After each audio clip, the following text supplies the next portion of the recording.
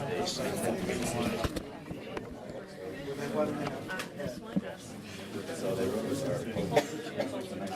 like to call this meeting to order.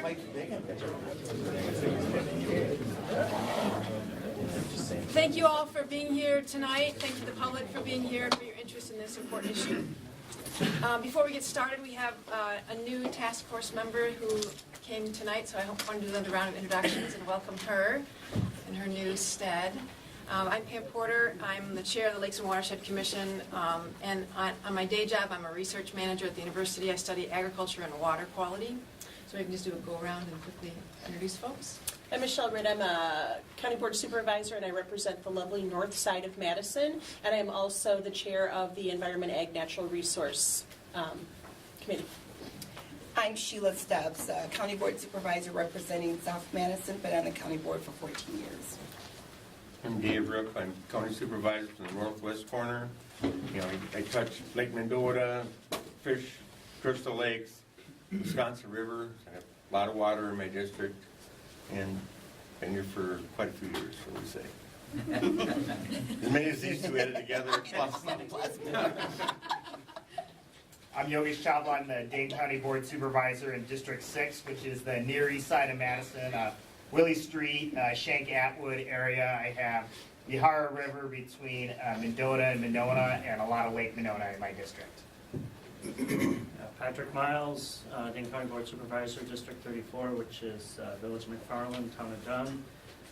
So it's right on the chain. We got the Yahara with Upper and Lower Mud Lake, Lake Labrisa, Lake Piazza, Fatfish Creek. Are you done? My name is Chuck Erickson. I'm Dane County Board Supervisor, District 13. And significant points in that district are Edgewood, the Zoo, and Trader Joe's. But it's basically Monroe Street. And my district borders Lake Wingra and also borders Monona Bay. And that's actually my neighborhood, and that's where I live. And outside the Near East side of Madison, my neighborhood was the next spot that the mayor would check to see how flooding was going, because my street was flooded this summer, and I had 220 sandbags around the back of my house. I'm Tanya Buckingham, and I represent Monona and a little bit of East Madison. I'm David Pfeiffer. I'm the town chair of the town of Pleasant Springs, which is Lake Aganza headed down towards Stoughton. I'm also a commissioner of the Regional Planning Commission, and I'm originally from Monona, and my paper route was Belle Isle. Eric Veith. I live on Lake Aganza, and I am a civil engineer for Strand Associates. Tup Wells. I'm retired, live on the west side. I guess I did something wrong at the first meeting since I'm here alone on this side. Try to do better this meeting. Why don't we do introductions of staff too and the technical work group members that are here tonight? Yeah, I'm John Reimer with Dane County Land and Water Resource Department. Dick Lathrop, retired DNR scientist, having worked my whole career on the lakes, and have an honorary position at the Center for Limnology at the university. Hi everybody, Shelley Alness. I'm also with the DNR. Rob Davis, DNR Dam Safety and Floodplain. Great, thank you. I also want to recognize Chair Corrigan is here. Sharon, thank you for being here. Let's take up the minutes. Do we have any corrections or additions? Supervisor Erickson? I had one suggestion. I don't think I saw it in here. If I did, please correct me. But I wanted to add something to the minutes. Something to the effect of when we get to our final policy recommendations, if we could add something that says that, well, I think that we talked about this, that we'd agreed last week at our first meeting that we would try and make decisions by consensus, but then if we didn't reach consensus, that we would have a majority vote. So I didn't see that in the minutes, so I was hoping we could add something like that for our final policy recommendations. If we don't agree by consensus, that it would be by majority vote. Is that a motion? I moved that, yeah. Second. So that be added to somewhere. Section 3. Well, I remember what you're talking about. I would say probably, I think it came when Sheriff Porter was explaining things under item 3. That would perhaps. be fine, yeah. Okay, there's a motion and a second. Any other discussion? All those in favor? Aye. Any opposition? Great. Okay, I want to introduce John. We didn't post the minutes yet. Sorry, that was a motion. And then motion for the minutes. Somebody has to move it. I Yeah. move the minutes. I move that we approve the minutes. Thank Yes. you. Second? Second. So, motion and second on the minutes. All those in favor? Aye. Opposition? Great, those are passed. Thank you. Thank you, Chair Brent. No action items, so tonight we're going to have a presentation by John Reimer with help by the task force members, technical work group members. So John, do you want to walk us through the adaption scenarios? Yeah, so tonight I have with me the other technical members, so feel free to ask them as well questions. This is a subset of our technical committee, but this is who could be with us tonight. So I thank them for their time. And with that, this is the presentation I provided last time. This is the end of it. Maybe even before the adaptation, it's okay if there's any questions people had from this previous scenario. They looked it over, they thought it over. If there's any questions lingering, since I have the PowerPoint here, I thought I'd open that up if anyone has any questions, or I can get right into the adaptation scenarios. So up to you guys, if there's anything. I just had one question. I think the report reads in such a way that there'd be an assumption that the county will continue cutting aquatic vegetation, but I don't think that was explicitly stated, and I just wondered if it would make sense for the report to note that. Okay. Any comments, John, on that? Yeah, our expectation is to keep harvesting plants. We know it's an effective tool for, mitigating flooding, and it was written in the report to provide that evidence that it is. So. And we also have a resolve clause in Resolution 227 talking about continuing the aggressive harvesting of aquatic plants. Yep. Okay. Are there any other lingering questions from committee members that you submitted that haven't been answered yet before we go on to tonight's topic? Okay. Okay, so I don't have too many slides with you. I thought we would focus on the report itself, but as I left last time with the scenarios, would you like to? Maybe We can fit them in right here. Yeah, Okay. there's a chair. And John, could you speak into one of the microphones? Oh, sorry. Yeah, there are microphones sprinkled around. We can share them as we need to make sure that folks in the room can hear. Welcome, Dr. Wu. Sorry, I'm you're late. late. My foot is not doing. I'm sorry. Okay, so last time where we left off was the adaptation scenarios. We had this slide at the end where we talked about 3 different scenarios that are in the report. The first one was lower Lake Mendota 1 foot, and we had 2 different management philosophies under this one scenario. So the 2 different philosophies are either for flood storage, lower Lake Mendota, or continuously maintain Lake Mendota 1 foot lower. So would you like to take up this one right now, or would you like to hear all 3 of them first? Go through this one first? Okay. So if we go to the report, the first adaptation scenario, lower Lake Mendota 1 foot. So this is page 21. Yep, page 21.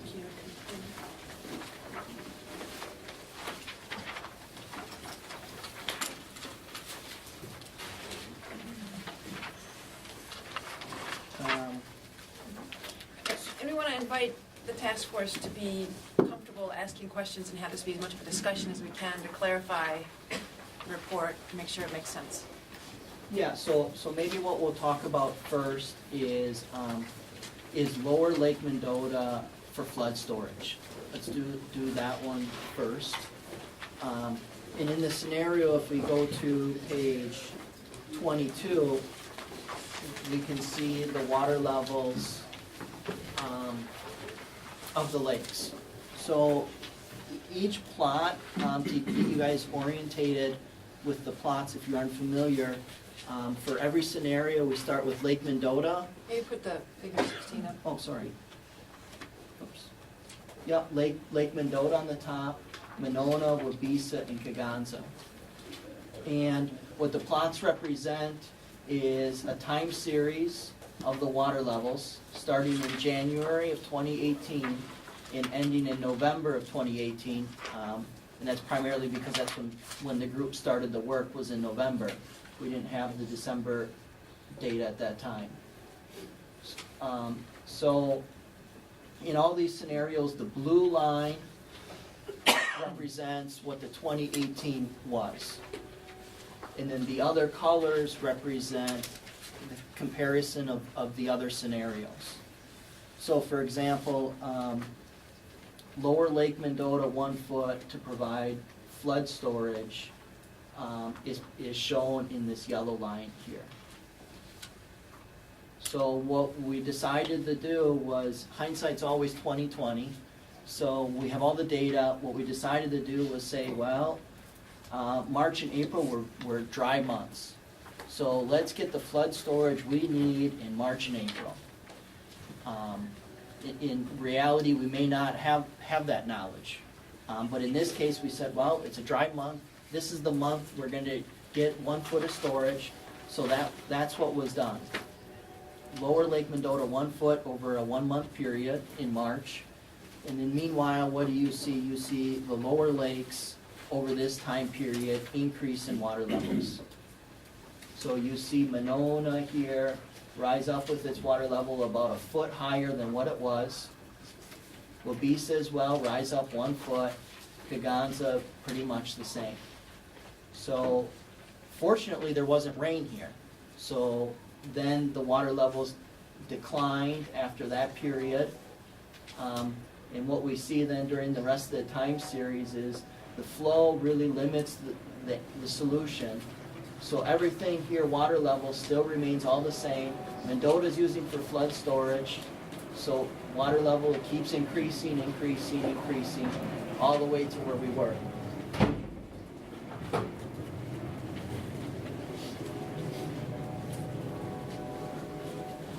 Excuse me, one quick question, John. Yes. The spike, that 1 foot spike in March, is that due to the fact that to get the water down in Lake Mendota, it's spiking downstream? Yeah. So that's a good point, Supervisor Miles, is in order to get the 1 foot from Lake Mendota, it has to go somewhere. Right? So where does it go? The lower lakes are going to feel that pulse of water. So when you lower Lake Mendota, it's not free.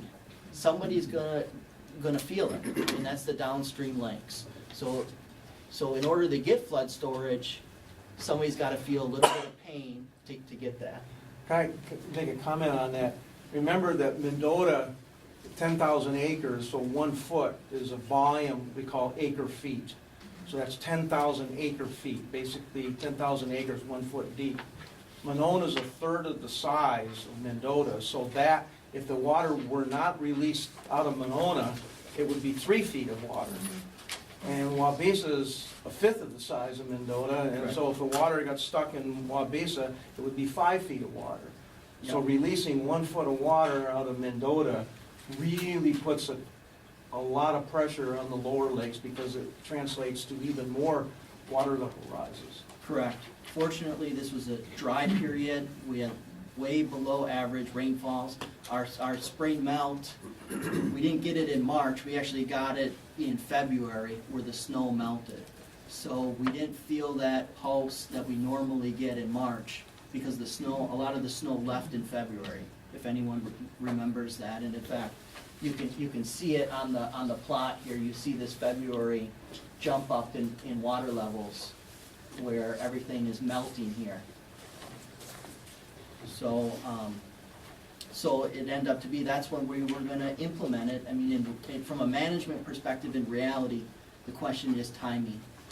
And that's what's written in the report. When do you decide to get 1 foot of storage? Is the timing right? Were we, and in fact, in March, would we have gotten 6 inches of rain when we raised Monona Wabeesa a foot? Now what happens if you get rain on top of it? What we did is try to pick the best time that this has the best outcome, and this is when we chose it, in the beginning of the year when there wasn't rain, and then use the flood storage for the whole remainder of the year. Yes. Really easy question. So when you say flood storage, what do you mean? Flood I think storage. I know, but just give me a Yeah, better. that's a great question. So storage is, we're gonna lower the lake 1 foot, like I mentioned, and then continuously keep filling it and use that storage to buffer when we get storms from coming downstream to or that would be going to the next lake.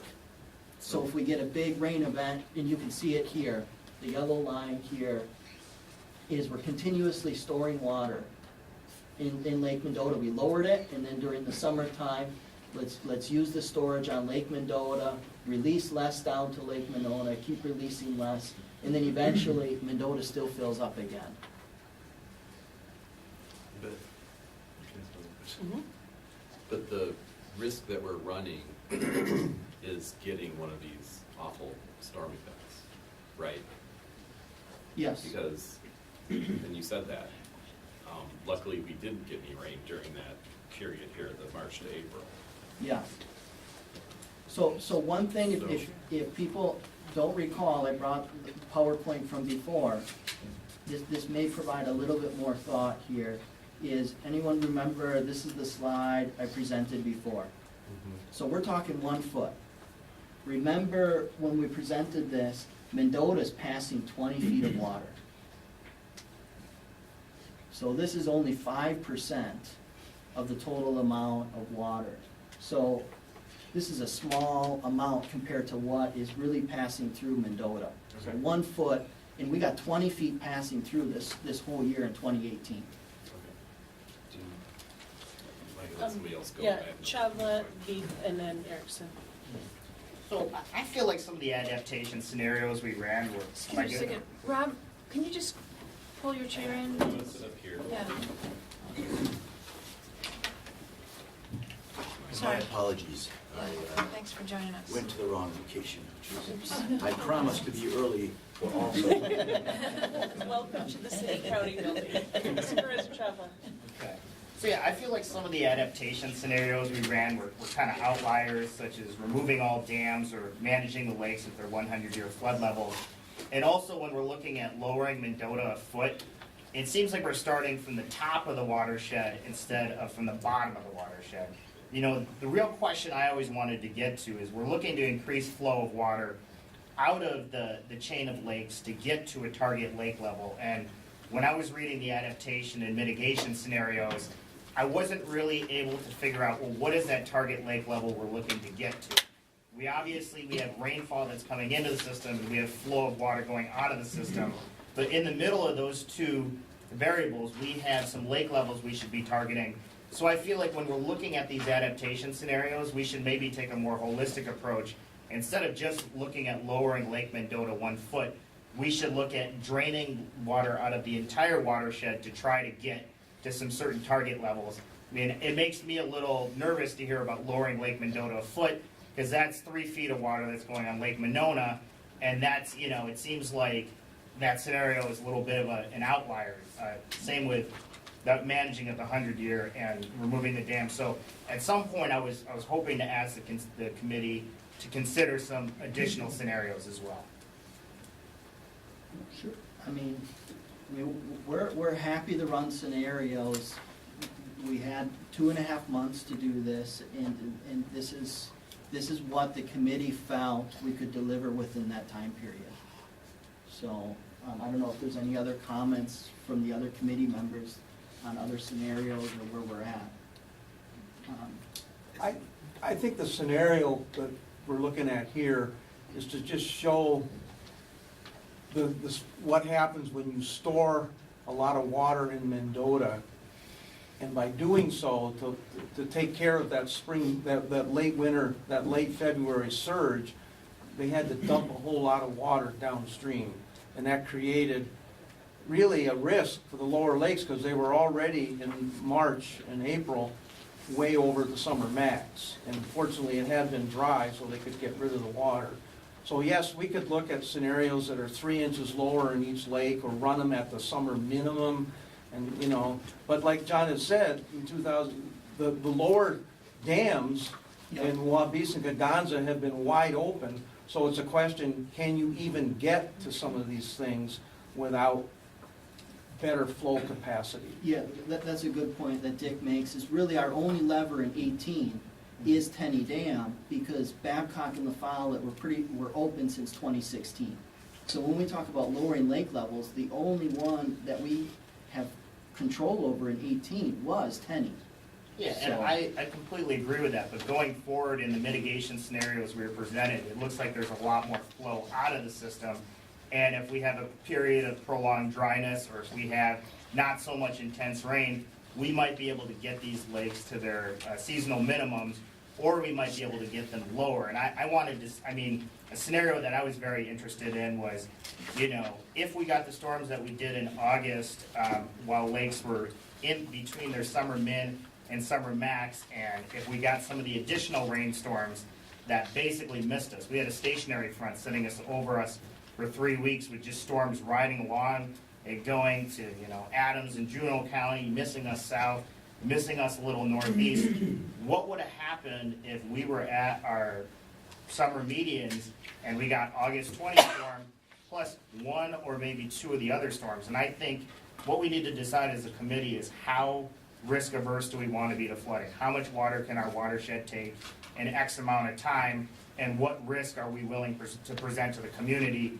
And that was kind of what I was hoping the report would get to, and maybe some supplemental research would get to, just so the public has an idea of, well, what level of flood risk are we willing to take on? Sure, I think that's a good point. I think, you know, from the terminology of things, in terms of I know we're not talking about mitigation, but mitigation doesn't necessarily mean we eliminate flooding. We're lessening flooding. Resilience, and that's what we're trying to be, is become more resilient. In other words, how can we recover quickly to these events?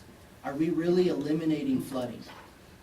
And how can we as a community become more resilient when we get these floodings? Are these scenarios we provided, and it may be a question for you guys, does this make us more resilient? I think feedback for this, kind of summarize it. I always kind of, when I look at the system, and Dick Lazo is the one who brought me to this system. And this rule of thumb is kind of interesting. I call 1, 2, 3. What do you mean 1, 2, 3? Dick mentioned about lower down the Lake Mendota 1 foot. Monona and Waubesa actually connected together, called 2. And Kaganza actually 3. So you have, from now on, you will say lower down the Lake Mendota 1, Monona and Waubesa will be 2. Kaganza will be 3. Called 1, 2, 3 rule. Everyone now here got all 1, 2, 3 rule, first of all. Second, today we are talking about mainly for particular on adaptation, mean policy change, on how the management strategy, does it help us to achieve resilience? Mm-hmm. Is that or not, as our more on the technical committee, we are not going to make that decision. We are just provide you as the task force, you working with the public, to come up with the most resilient. If you feel like, nope, that's not enough, we are happy to go back to do more. But we are not going to make any decision. As we heard from Pam, say, okay, we said what we do. So we do our job. Everything we provide is technical things. If you feel like you need more resilient, we are happy to go back to very resilient about it. But you can be as resilient as possible that costs a huge fortune. The next step of resilience, are we sustainable or not? Mm-hmm. I kind of like to see that Madison is a sustainable city. I really like to see that we are sustainable as a county, as a whole thing, we are sustainable. But we need to go step by step from policy, adaptation, go to mitigation, and figure out what is the cost, eventually reaching to sustainable framework. I hope that they can kind of summarize some of those That's sort of my thinking about for supervisors, or all of you. All right, next question, Heath. Not really a question, but I just wanted to speak a little bit to the findings in here. I think what's good is the work that they've done shows that there really isn't a benefit to the downstream lakes by adjusting the lake levels in Mendota. So even if you were to get Mendota down without sending water downstream, and you have your new lake level management levels, you're still sending the same amount of flow downstream in the future. So unless you were to manage Mendota on a wider band, you're not going to be able to provide that flood relief downstream. And so you'd be talking about, you know, a 2-foot band versus a 6-inch band to try to manage lake levels, you know, during the year. So unless you go that route, you're not going to be able to provide benefit downstream. The other thing I wanted to note was lowering Lake Mendota water levels would theoretically actually reduce the amount of storage volume in Lake Mendota. If you think about Mendota as bowl, where it gets wider on the top side, and you have, you know, these wetlands on these higher elevations, and all of a sudden you bring that down, that's a smaller volume of water that you can actually store in Mendota.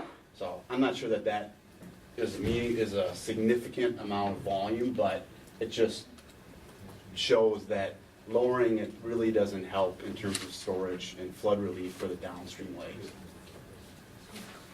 Okay, it's Erickson and then who else? Yep. Okay.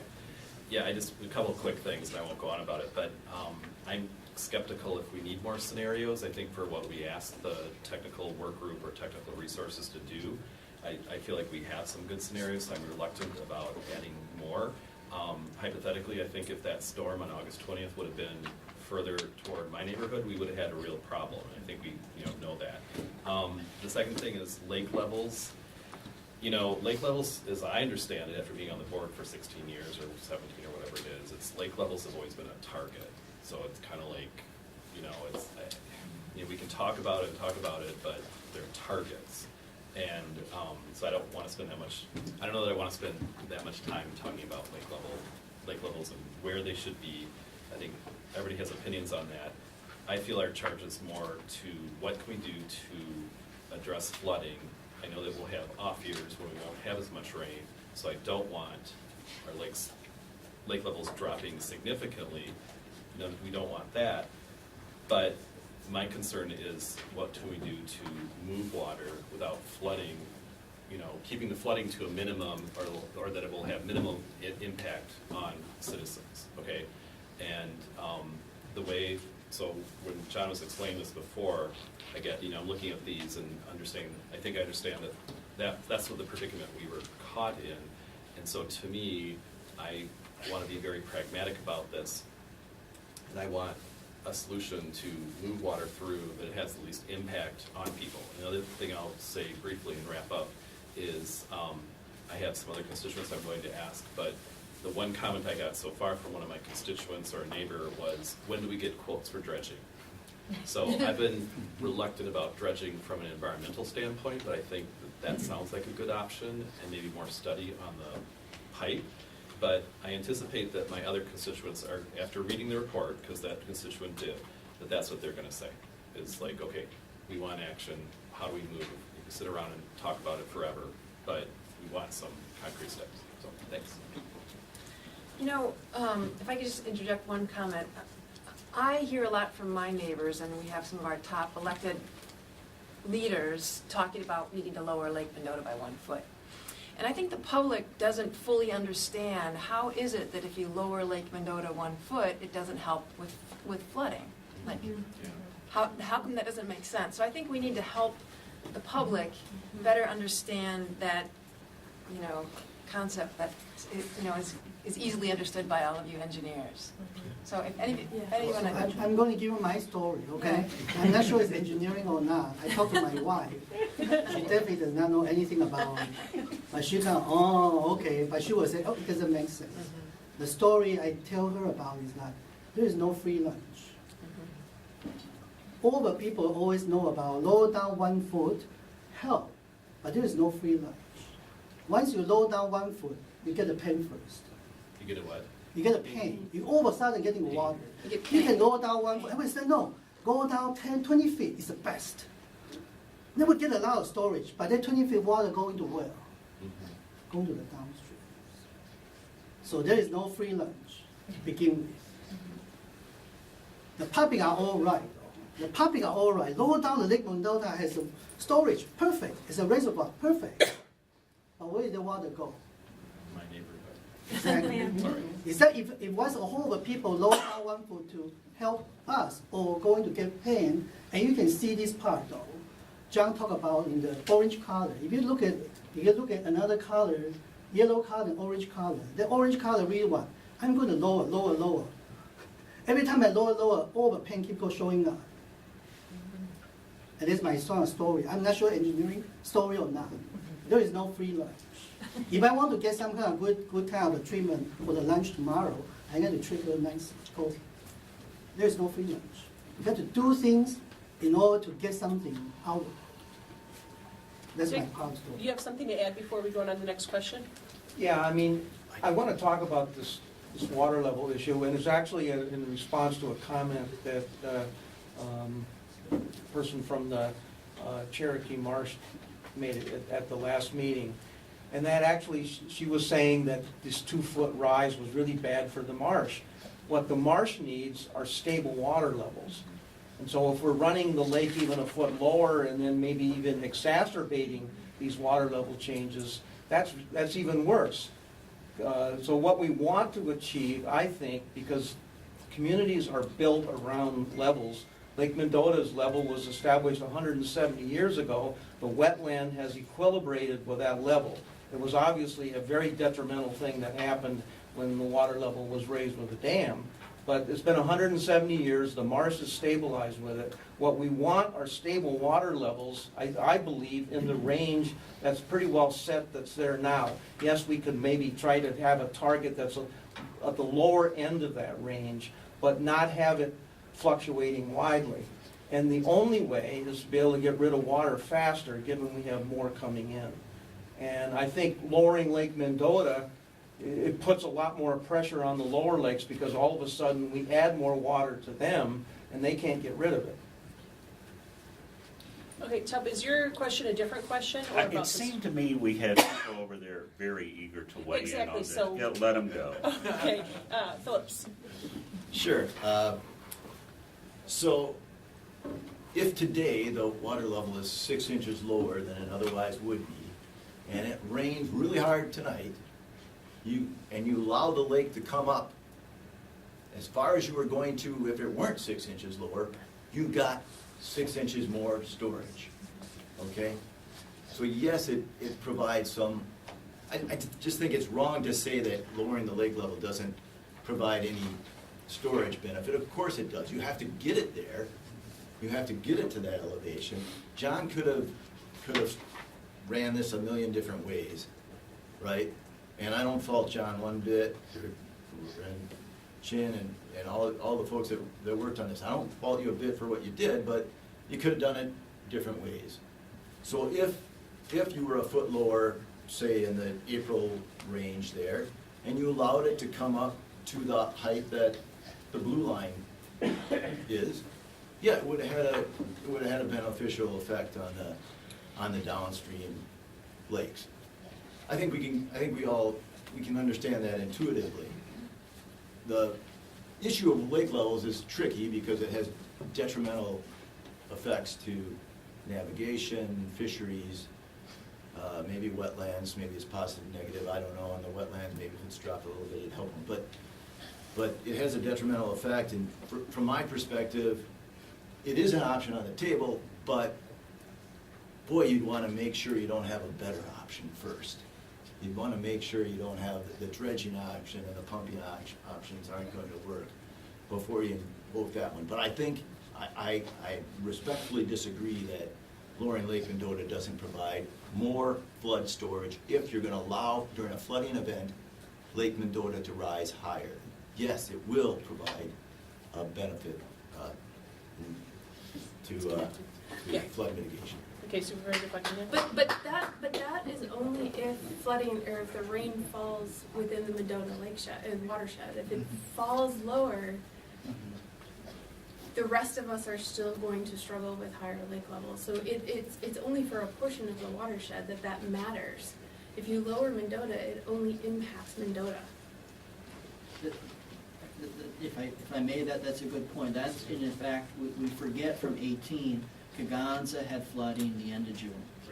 And that was because Kaganza saw, there was a disparity in the rainfall, that Lake Kaganza was getting a lot of rainfall. We shut Mendota down as much as we could, we released as much. They still went 10 inches over the 100-year in June. And that's not because Lake Mendota was at that time a foot over summer max. Plenty of storage capacity, but yet they flooded because of the rainfall that they got on their watershed. I will agree with Rob from now on. And even in the beginning, I have been trying to challenge it myself and John. Lower down the Lake Mendota definitely help the flood storage. Nevertheless, how do we lower it down? The best way is what? Pump the water out of the Lake Mendota out of us, go into the downstream. This is the best. And we're still struggling about how do we lower down, not only 1 foot though, we like to lower down 20 feet. We solve all the problem like this. But the question is that it seems that we have a hard time to lower it down. Looking at this one, we just have a hard time. Every year we have a hard time to lower down 6 inches to the target levels without causing the downstream very quickly feel the pain.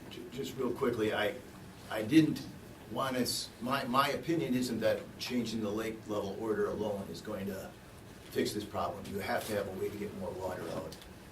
And I would certainly do that first before I worked on changing the lake level order.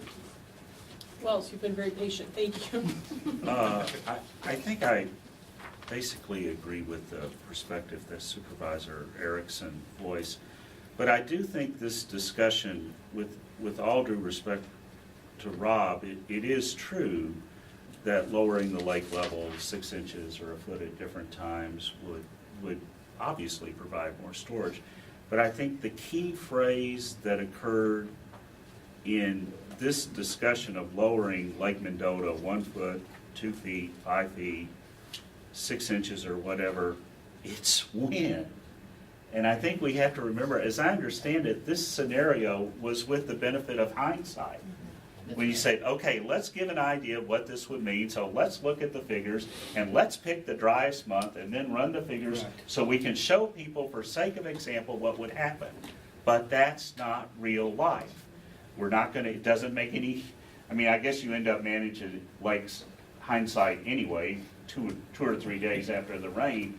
But in studying this, I mean, that's the critical thing, that we're usually not going to be able to predict when to lower, when to draw the capacity, or at least that will be harder than this example might indicate. And what it will make it even harder is, I think, even as of 15 or 20 years ago, you could always assume that precipitation in December, January, February, and March would be snow.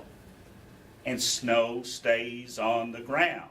It doesn't get in the lakes right away. Our managers can no longer make that assumption. Within the last 5 years, there have been significant rain events in December, January, February, and March. And those run off. And I'm talking, you can have 4 and 5 inch rain events. I'm not saying those are common.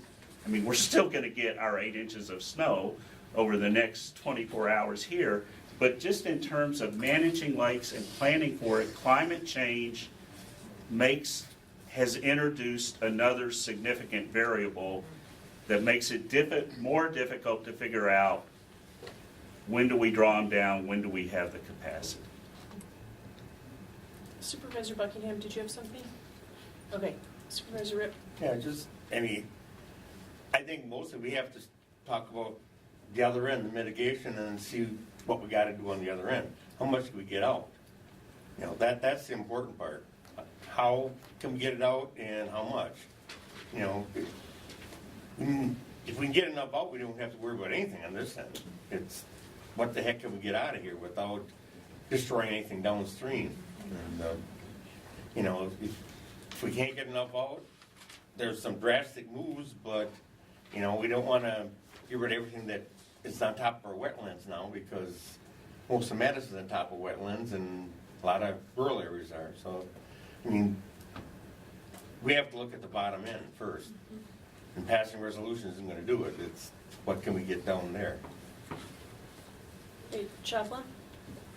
Yeah, I just want to say, when we're talking about lake levels, I mean, the name of this task force in Registar is the Lake Levels Task Force, and on September 14th, we had, you know, our county executive, our county board chair, and almost all of our assembly and senate delegations send a letter to the DNR, and it basically says, as Dane County experiences more thunderstorms each year, we think it's appropriate to revisit this conversation, and the conversation they're talking about is lake levels. So in September, if we had a great consensus around the fact that we should be revisiting what lake levels are, I think when we talk about revisiting them, we shouldn't talk about our adaptation scenarios as outliers, and we shouldn't look at them in a vacuum. If we have mitigation scenarios, which are going to increase flow, which can then help us get to a desired target lake level, I think we should have a conversation of what the desired target lake level should be.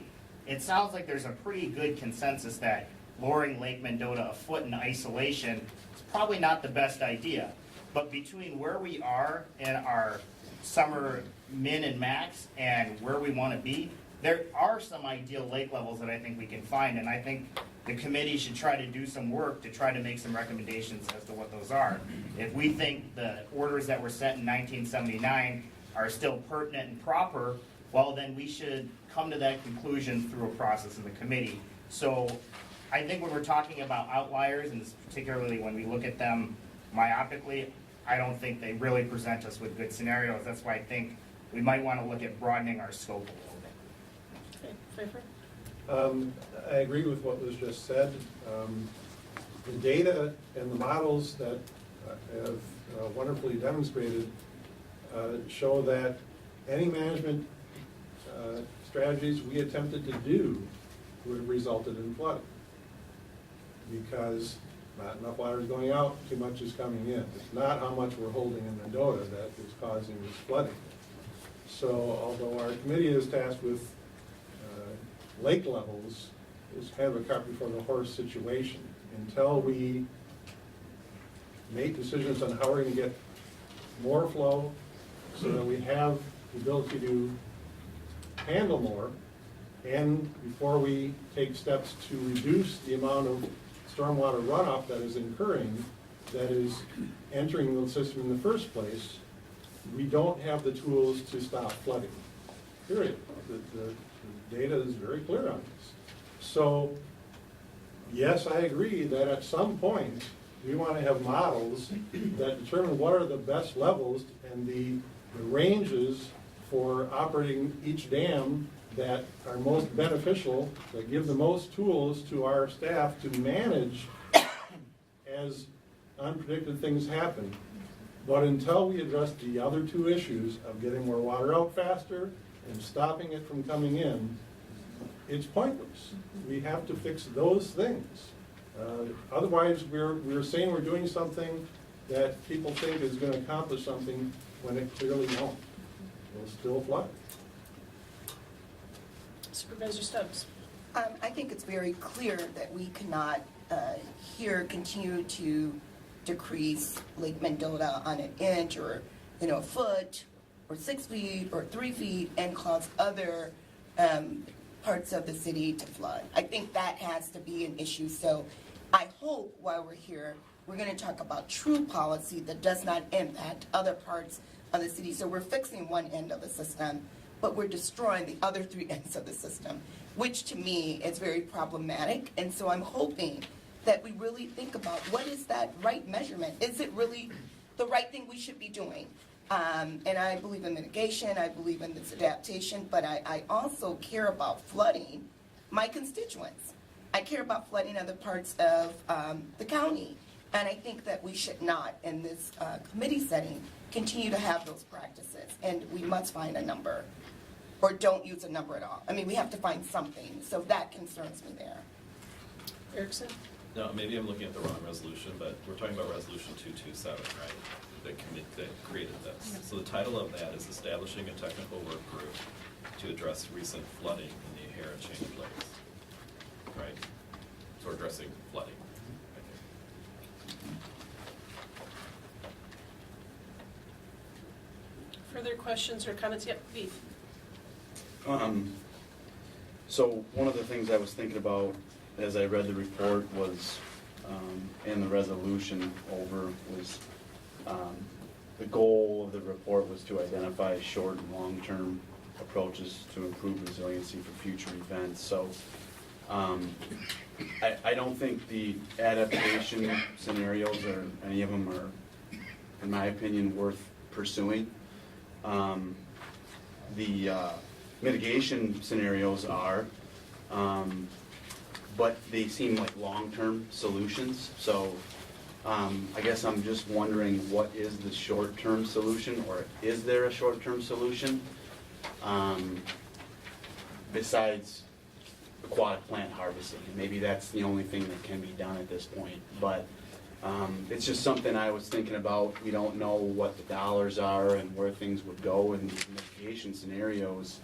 What is there a short-term solution that you guys came up with, or was it just there isn't one? I think there's some other adaptation scenarios maybe to consider. The next adaptation scenario may be a possible one to consider, raising Lake Mendota to provide to the 100-year. If you want to provide less flooding downstream. So it's again, I think, Supervisor Stubbs had said, well, we can do one thing here to benefit Lake Mendota that affects the other 3 lakes, but this is the alternative. We can do one thing on Lake Mendota, but that could provide benefit to 3 lakes. And which one do you choose when you talk about adaptation? Very short-term solutions. There's going to be trade-offs. I'm sensing that we're moving into the next one. Does anybody have any final questions about the first? And we can certainly revisit as much as we need to, but it seems like we're kind of okay to move on for now. Well, actually, before we do, Mhm. I guess I'm a little curious about maybe what Yogesh was discussing a little bit, but the thing that keeps popping up to me when we talk about, just targeting one lake, and that's lake level, is what is the appropriate baseline? We're working from existing baselines. And when we talk about lowering 1 foot on one lake, or whatever the measure might be, it's just shifting one baseline. But what about if all the baselines are shifted? Now, I wouldn't say, using your rule 1, 2, 3, if it's 1 on the upper lake, it's 2 on the next and 3 on, and I'm guessing that's what you meant by the 1, 2, 3 rule. Well, that's not realistic when you start looking downstream, but somewhere in between, is there an appropriate level for shifting the baseline altogether throughout the system, if we were able to get water out of the system? Is there a more appropriate baseline for all of the lakes we should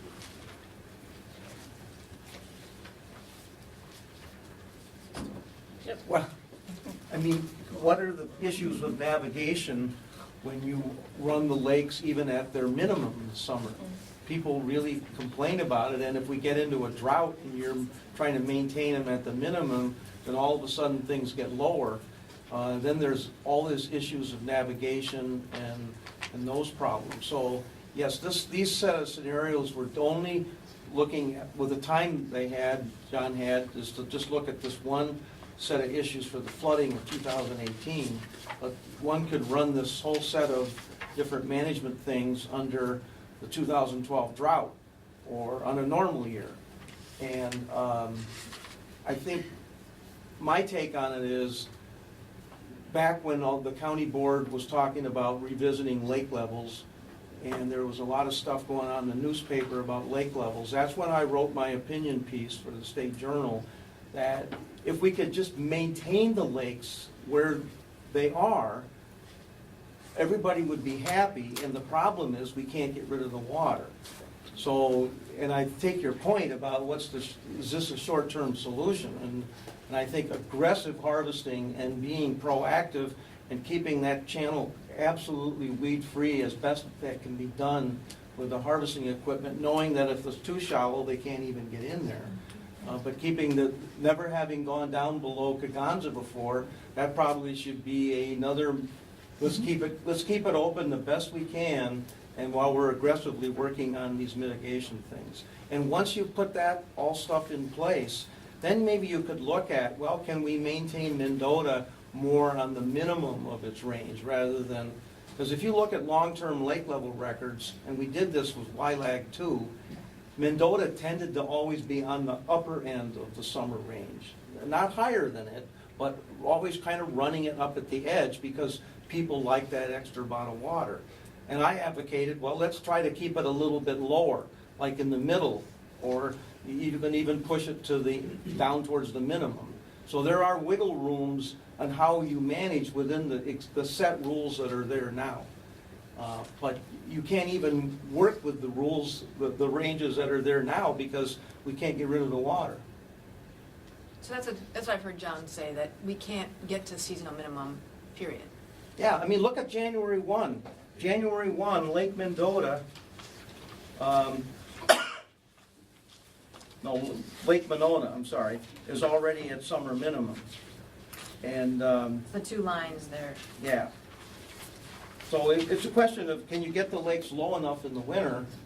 And then they should be. We should be able to get rid of water in the fall so that we get them down in the winter where they're supposed to be, towards their winter minimum. And then you have all the storage that is built into the existing lake level rules to build it back up, rather than being at summer maximum by the 1st of March. Mendota was at summer maximum, over summer maximum by the 1st of March.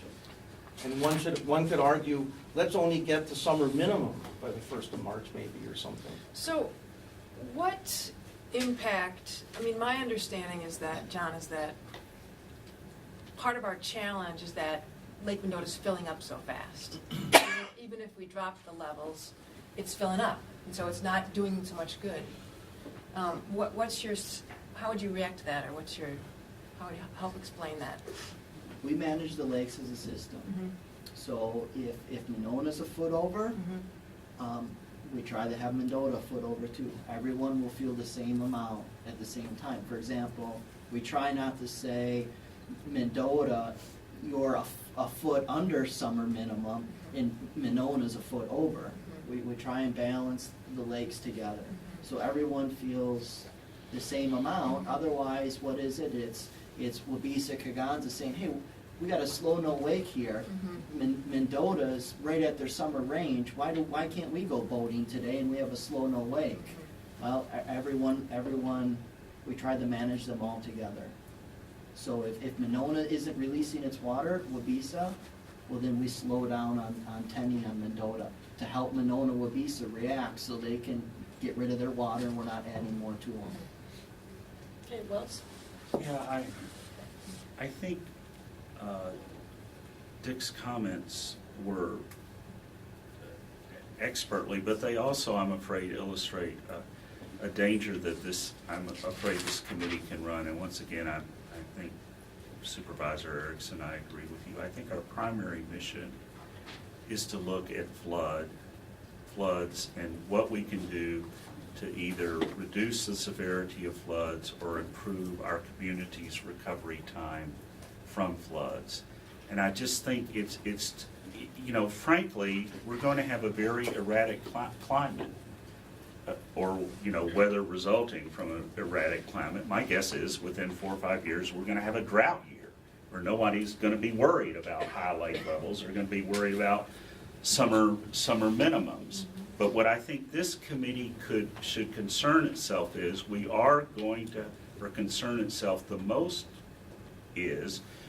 going to have a greater likelihood of intense rain events.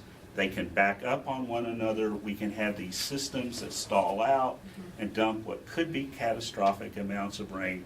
And what can we do foreseeing those circumstances, learning from our very unpleasant experience of the last year, what can this committee learn and recommend that we can do to the system to give us a better chance of coping with or avoiding some of those worst effects? And there are all sorts of issues. There's a Lakes and Watershed Commission. I hope the Lakes and Watershed Commission will take up the lake level issue when we've done our job and given a better way of getting the flows to move better out of the lake. We've heard concerns about Cherokee Marsh, a great wetland but degraded. The Wabisa wetlands, an intact wetland that we want to preserve. All sorts of drained wetlands up in the upper part of the watershed that if we could restore would mitigate some of the water. I just think that's something that the Lakes and Watershed Commission could take up. But we've got 3 or 4 weeks to do our job. We can't say to the community, we do our job and then all the problems are fixed. But we can at least say to the community, we've moved the process along. Policymakers can now look at real ideas to deal with some of these issues. And frankly, I don't want to disappoint the community by looking at us and saying, well, they've now extended their deliberations another 4 weeks or 6 weeks because they're delving into lake levels or whatever. I just want us to maintain as tight a focus as we can. Erickson, then Phillips. Well, I'm going to come back to, I assume that we're going to get to the Yahara River dredging mitigation option, right? So Not today, next week. Just the adaption okay, scenarios. well, I'll say it now. So how long would it take to get quotes for dredging? Or somebody? So that's my question, is how long? Because this is what was asked to me. How long will that take and how much will it be? And if we're talking long-term, do we mean like 5 years, 10 years, 15 years? Or, I mean, part of Minona Bay was dredged a couple of years ago. I think the city did that, right? So, I mean, it can be done. I mean, there's a cost, but I don't think it's going to take like 5 or 10 years to figure out how much logistically that's going to, how long it's going to take and how much that's going to cost. I'm assuming that's something we can start bidding or whatever in April. So I won't go any more about that. I'll wait till next week. Okay. Phillips. I just want to be clear that there's just no way that changing the lake levels independent of a way to get more water out is ever going to be the solution for us. That if we just simply change the orders, if we even could, we would just be all right back here again. So, but at the other end, if you could get more water out, I just want people to understand that yes, lowering the lake would give you more. I'm not saying it's a good idea, but lowering the lake, if you could get the water out, would give you an extra, whatever you lowered it, it would give you that much extra storage in the lake. Yep, Lee. Yeah, so, I think this is a scenario that doesn't have to be ran for, the duration that we meet here, but I think one thing that could be a legitimate solution down the road is after dredging was completed, could you then lower lake levels, say 6 inches? And that would be a lowering that would be palatable probably by all users and could accommodate that. And I think that would be good information to have just for the future. You do your calculations for dredging and you get this flow out, but 25, 30 years from now, we're seeing more water and more water. Is that a solution in combination with the dredging, and what does that look like? I think it's worth considering. It doesn't have to be a scenario that's ran in the next 4 weeks, but I think it's legitimate. Okay, let's move on to the second. Okay, you want to move on from this one here? I mean, the one that we didn't spend much time on, but I just want to say is this dark orange line is representing lowering Lake Mendota 1 foot, but keep it there. So continuously keep it 1 foot lower. We get some big rainfall events, and you can see that it still doesn't go all the way, but in this case, what we did is we never opened up the lock chamber. We have tremendous amount of flows. The dams are, at Tenny Dam is wide open here, but yet it still rises up. But overall, what we see is lowering Lake Mendota 1 foot, trying to operate it that way. As a result, we see these high fluctuations in downstream lake levels because we are moving aggressively that water from Lake Mendota to the next lake because we're trying to manage Lake Mendota 1 foot lower. So managing 1 foot lower, if we say we want to always manage lower, that means we have to move more water to the downstream lakes throughout that whole time series. So I think people understood it. I just wanted to say that. Okay. In other words, the Lake Mendota can be managed at any level you want. As you can see from this one, John can continuously manage it 1 foot below, continuous even during the flooding. Yeah. In other words, do not treat the Lake Mendota itself any kind of reservoir anymore. You can go whatever, just managing on the same level. Or you can do in the flooding stage, take a break on this. Or you can digest and holding it, or you can holding it. Then all of a sudden will leave. On the other hand, the downstreams, every time you release, downstream will get the pain right away.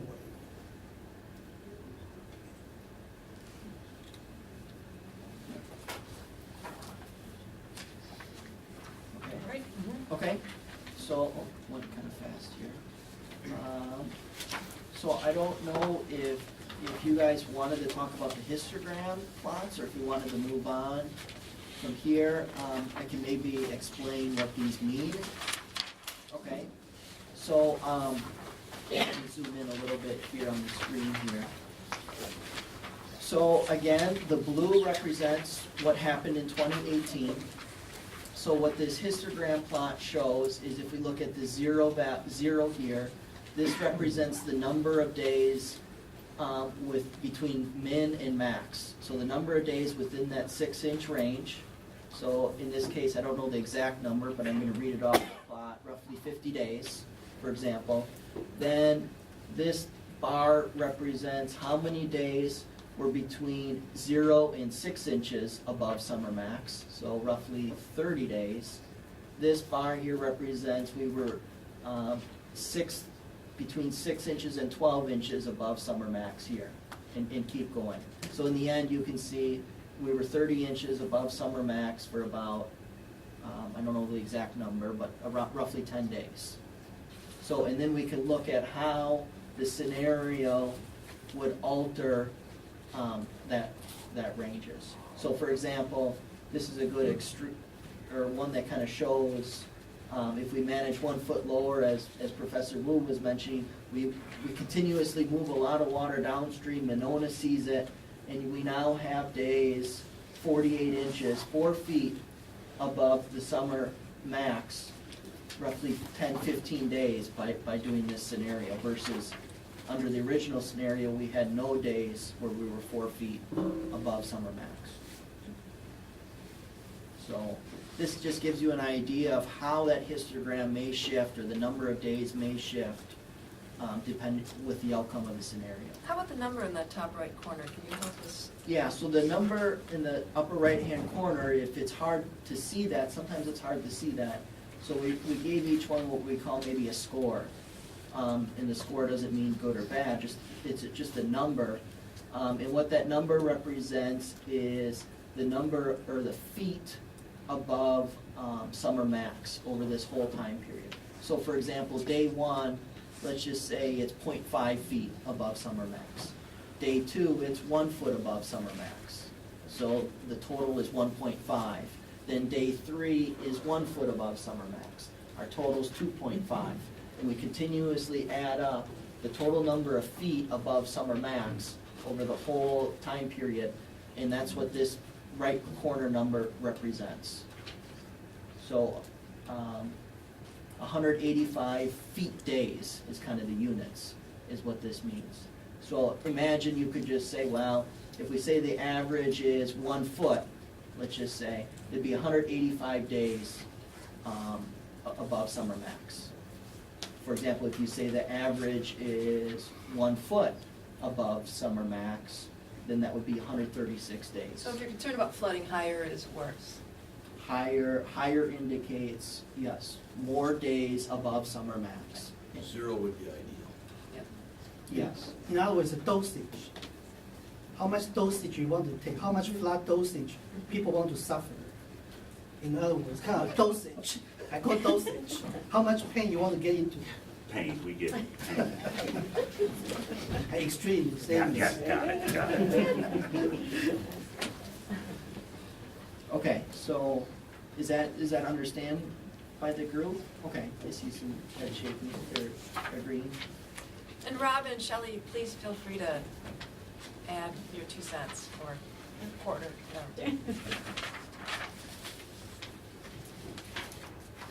Okay, so we want to go to the next scenario then, okay?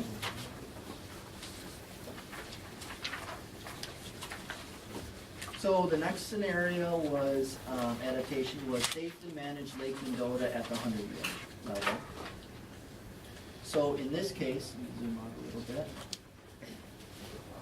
In this case, we decided, and again, timing is always the question, when as a management do we decide to implement this? And in this scenario, what we chose was in the August event, to continue the store more water in Lake Mendota. Lake Mendota got about 6 inches away from its 100-year, below its 100-year. And what we decided was, well, let's fill it completely to the brim to the 100-year. That cup is completely filled, there's no more freeboard. Let's fill it all the way up, so that way we can store more water on the upper end. And I think Eric was making this point that, well, if we store more water on the upper end, water can inundate the floodplain, there's more volume of water to store on that upper end. For example, Cherokee Marsh, all the wetlands, all the areas, we get more inundation area on the upper end. And as a result, what happens when we store more water? We can see then the cyan color represents this scenario, this light blue. And again, the dark blue represents the 2018 case. So in this case, store more water on Lake Mendota up to its 100-year. As a result, less water is passing to Monona. Monona sees an improvement, Waubesa sees an improvement, and Kaganza sees an improvement. But you might point out that Mendota's like 2 feet over summer max, even at this 100-year flood thing. Yes, so, yeah, go ahead. Oh, Go ahead. just, Maybe those lines, the black lines aren't labeled, but yeah, that summer max is the top of the Yep, parallel lines. this is the summer max, and this is the summer min. In all plots, these two kind of lighter gray, light black lines are the summer max and summer min levels. So one thing, what I said about timing, is we decided in August. Kaganza had its flooding, as I mentioned, end of June. Well, should we have used the storage in Mendota in June? Maybe that would have helped the downstream, but now we fill up even more on Mendota, now we got nothing left when we hit August. So we chose to do it here in August to help with these two lakes.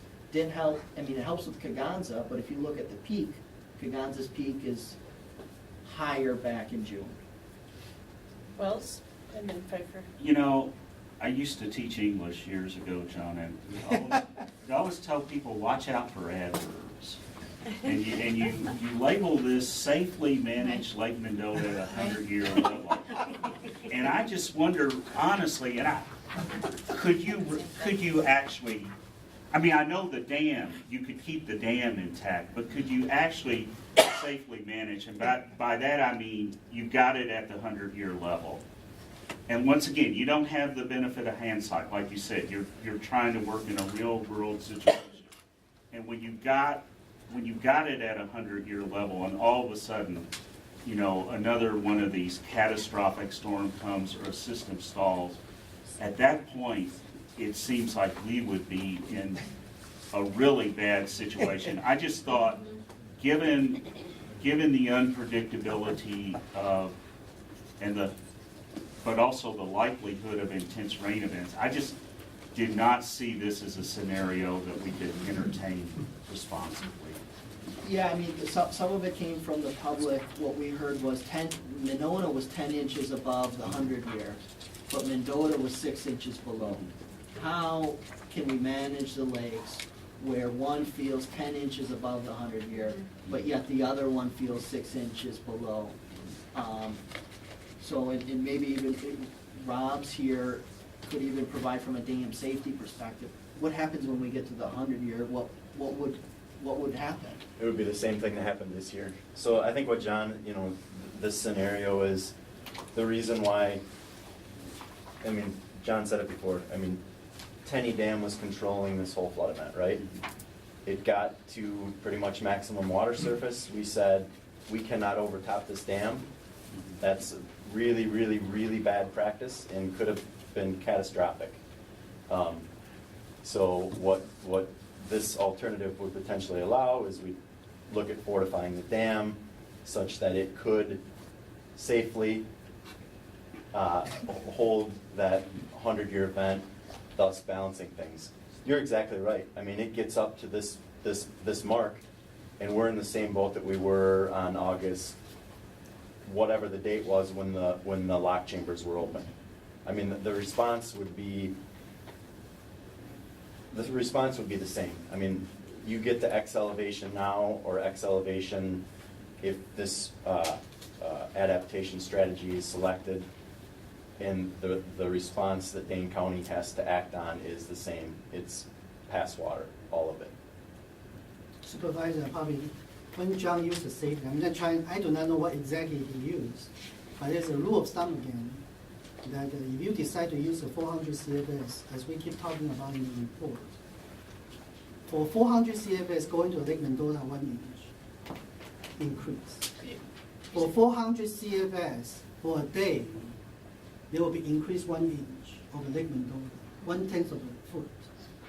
Now, John usually, I believe that usually he can forecast a couple days ahead what is going to happen on the rain. If he found that some couple days of rain is going to be 3 or 4 inches, he has already thought about it. The water cannot keep storing. You cannot have too much. If you are operating on this level exactly, you cannot keep operating the level. You need to pass it quickly, not only 400 CFS, you need to be 1,000 CFS, which I believe that he will use his rule of thumb to do this. So when he uses safely, probably what? Safely, but he probably think about it. It's not going to happen from a DNR perspective. I believe that you allow the overtopping the water. There's no way. You will just get the water out of the system. Then the downstream are going to see the pain. Right. More pain. Exactly. Yes. Okay, Pfeiffer, then B. Pain. I was going to say the same thing, that safely, to me, means dam improvements and levees would be the only way to achieve that, which seems like a cost that would not be reasonable. The water levels, I don't have the numbers in front of me, but back in '08, I think Mendota was close to or at 100-year. Is that correct? It was about 3 inches below. So the water was overtopping the dam during that event? Correct. Okay. So let's be clear here. When we talk about the dam, people think specifically it's the gates of the dam. The dam is from our definition, is the berm that's along the along Sherman. Do you have a picture of this, John? I would have to go to a Google map, or a map is something. Just to envision it, I think of, a dam by definition is if I took it away, would the water still be there? So it's the whole embankment from the city's from the beach down to, I don't know, that's probably doesn't go much past the dam on the left, or from the gates on the left side, does it? I can bring up a map so everyone can see.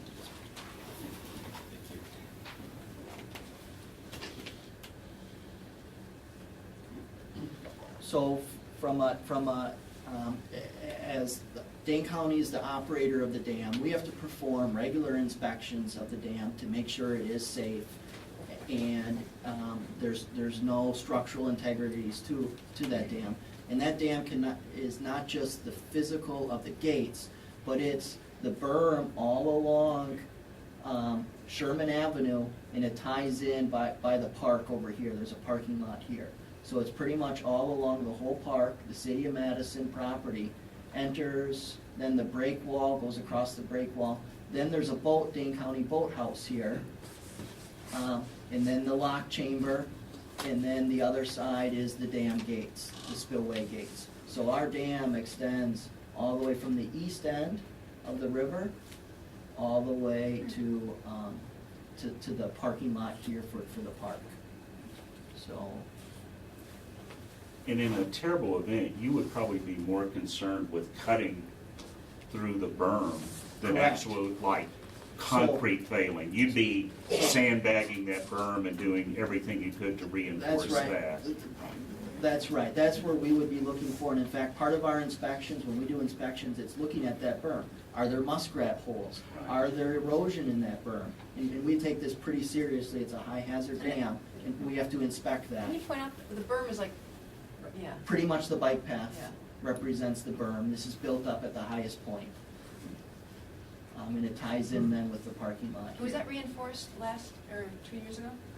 Correct, I think it was. You guys did this maybe even 3 years ago now? Yeah, I wouldn't call it reinforced. We did raise it up a bit. That's right.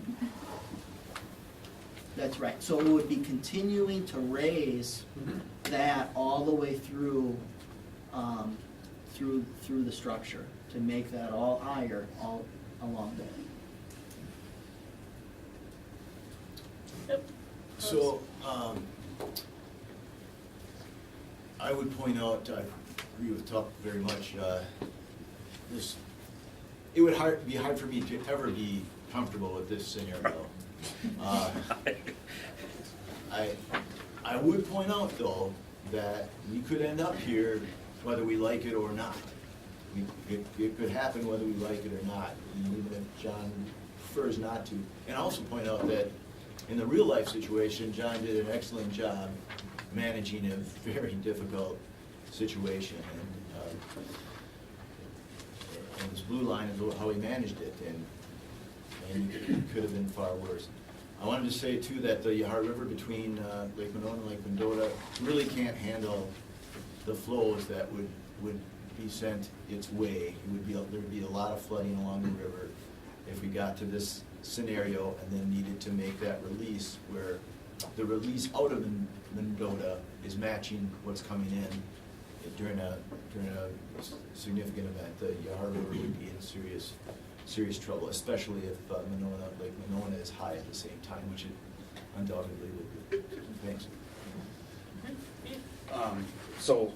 One thing that I read before the meeting was this peer review of the lake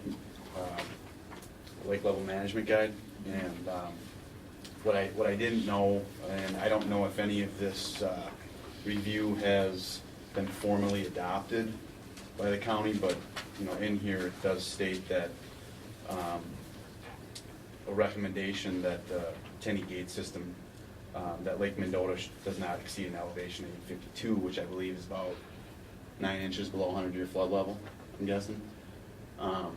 So I don't know if this has been adopted by the county or if you're managing it that way, but I think it'd be good for everybody to read this and understand it in combination with the guide, because there's good information in here, and a lot of it's, you guys have obviously used it as well, I think, based on your report, in terms of your solutions, so.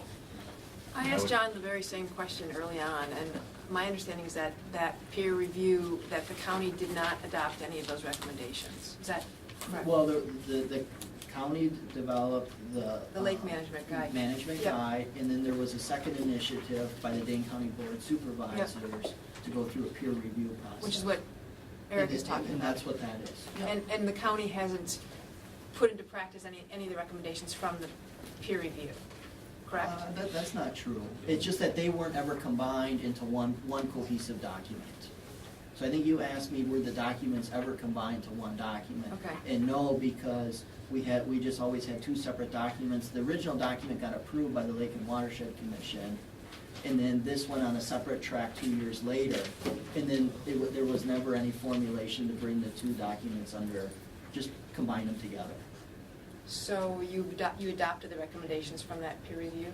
Well, Are the you Lake and Watershed implementing Commission them? hasn't adopted it with the report, no. No, it hasn't been Well, adopted. maybe the better question is, have you incorporated it into your Yeah, that's management? We just have two separate documents, we read them and they're there. So we just haven't bring them together into one document. But you've incorporated it into your practice. Yes, those are all thought of in our practice. So I would just add that, you know, having this and understood this before would have helped me understand it, and maybe prevented some emails that I would have sent prior. And so I think everybody would benefit from reading this if you haven't, and I guess encouraging the county to formally adopt it and let it be available to the public. Where can the public access the document, John? It's on our webpage. It's on the webpage. We provide it on our Can it be flood page. linked into the task force section? It is. It is, okay. Yeah, it's on our lake level page, and then the management guide there, and Okay. then also these recommendations are there. So it's all there, we endorse it, it's on our Dane County Land and Water page. So it's just that they weren't ever put into one document together. There were two initiatives, and we kept them that way. Okay, thanks for clarifying that. Wells? Just a real short, probably stupid question. As we look at, and Rob just prompted me to ask it, though he shouldn't take responsibility for the stupid question. As we look at dredging and improving flow, does it make any sense to consider dredging the Yahara River from the Tenney Park lock and dam to Lake Monona? Yeah, we did do a scenario of that. We didn't put it in this report, but we saw that there's benefit, potentially about 6-inch benefit, if that would have been dredged in that section. Benefits to 6-inch benefit to, In the Yahara River. So our report was looking at the lake levels. Yeah. But in the river, potentially a 6-inch decrease by. I mean, would dredging. that improve our ability to increase flow and move water and help overall management of the system? That water's going into Monona. So it doesn't So, help them? but the benefit there is to the Isthmus area, Johnson Street, the areas that had standing water, that if you lower the profile in the river 6 inches, that's less water that's coming up through the storm sewers and impounding into the streets. Can you send us that research so we can look at it? Because in that particular stretch, there's a lot of properties that are really low-lying. There's the Yahara Riverview apartments, which are a Commonwealth development, and they were under constant threat of flooding, and a lot of the entrances in the first floor are basically handicap accessible, and there's a lot of people with sensitive medical equipment there. So also, if you look at some of the properties that back up to the Yahara River, there's some lower elevations there, and people's backyards are basically the shores of that river. So I think 6 inches on the Yahara between Mendota and Monona would be particularly helpful to my district. Yeah, in particular, Dick was just showing it to me. If you look at page 12, that's the water surface profile between Mendota and Monona. And the bottom. Yep, and there's two lines there. There's the top line, the blue line, maybe hard to see is blue. But that's the water surface profile. The dots there represent observed measurements. And the brown line, much lower, is the bottom elevation of the river. So you see there, it's kind of up and down, especially at Williamson Street. So whether that be sediment accumulation with winter operations of putting sand down on the roads or just a normal process, you know, that can happen. Accumulation can happen in the rivers. So that's a hump that could be removed by dredging and get some benefit of water conveyance from Correct. Mendota to Monona. Improving the water conveyance. We're not flooding outside. Yeah, yeah. And we didn't look, when we did this, Supervisor Trala, we didn't look at all the properties in their handicap, so I wouldn't have that. We would only be able to say the water surface profile lowered approximately 6 inches. So I wouldn't be able to answer all the properties without a lot more detailed work. I mean, and I could get you maybe some specific properties to look at. There's probably, we could probably identify 4 trouble spots. People who had, sandbags piled up really high, and it's some of the streets, they're kind of back in there, they're a little harder to find. So I'll go ahead and forward that to you. But if we could include some of that dredging research for the Yahara River between Mendota and Monona, I think that'd be helpful. Just want to also point out that the water that comes out of Mendota is flowing over the top of the water level that's established in the river from Monona. So if Monona's high, and then you have to release all this water out of Mendota, actually the USGS gauge at the East Main Street station, the gauge height is actually pretty interesting, because that tells you the level that's relation to the land near it, where that water would spill over into the streets. So again, the problem is, if Monona's not high, then you can get rid of this water out of Mendota, and it's flowing at a certain rate, which is a certain height above the bottom, but it's not on top of a really high level of Monona. So even this little hump here, it isn't that big an issue if Monona's not high. If Monona wasn't 2 feet higher or more than it should have been, then you could have let a whole lot of water out, and it wouldn't have had any flooding in the isthmus. Just briefly then, if we did dredge the Yahara River in that range, I gather, like you said, just told me on the side here, that would have some storage. But I thought I had asked you, John, a couple weeks ago, because constituents of mine had talked about dredging, full-fledged dredging of Monona Bay. So when I was thinking about that, I thought, oh, would that provide some more storage, for water? If we did dredge, I mean like a real dredge, not like what we just did, into certain parts, and I thought you had said no, it wouldn't help. Yeah, correct. If you dredge underneath the water in Monona Bay, for example, that's what we call dead storage. Okay. It's either sediment or it's water. It's Okay, not. right, okay.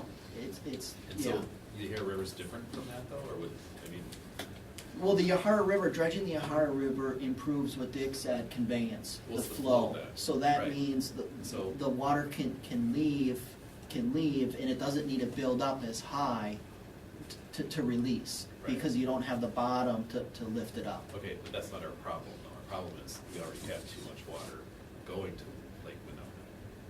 Well, we have a lot of problems, and one of them is flooding in on the east isthmus. Well, I know, but why would we, The river profile. right, but why would we, if we need to release water from Lake Mendota, why would we want to make it faster to get to Monona to cause flooding? I guess that's how I see it. Well, it doesn't really have, it just has an impact on the river. Maybe that's the wrong way to look at it. I didn't want to go there because I know we're running out of time. It's late, Yeah, so. and Rob, I believe the city is also looking at some stormwater reconfiguration in the isthmus to maybe help not move so much water to the river and move it instead to Lake Monona.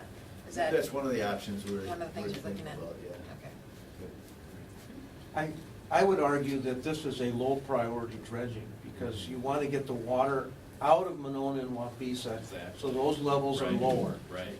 Once those levels are lower, this little hump here is not causing a big problem. Right. So this is where the dredging really needs to not, of course, the scenario was dredge everything. But what really has to happen is look at where are the priority areas to get at right away and start working on them. And then as you fix those, then you can start backing off on the priorities to some of these other little areas that you could get some minor benefit out of. But this isn't a problem if Monona's down. That's my opinion of it. Concur? Or? Yeah. Further questions or I'm a comments? limnologist, not an engineer. All right, let's move on, John. Okay, I just want to point out that it's helpful to have biologists and engineers. Well, I'm a limnologist, not just a biologist. We do more than biology.